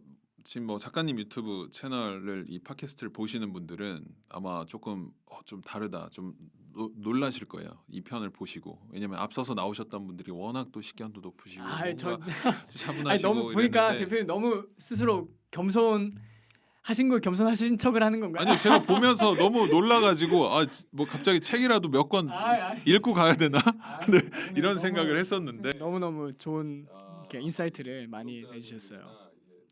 시청자 여러분들이 뭐 갑자기 이렇게 좀 와일드한 애가 와가지고 막 큰 소리 내고 막 이런 거에 대해서 나쁘게 보시기보다 저런 애도 있구나 그리고 좀 쉬는 시간처럼 신선하다 네, 정주행 하시는 분들은 그렇게 생각해 주셨으면 좋겠고 네 앞으로 노태정 작가님 이 채널도 앞으로 승승장구하시길 바라겠습니다. 감사합니다. 노재승 대표님 시간 내주셔서 네. 감사합니다. 네.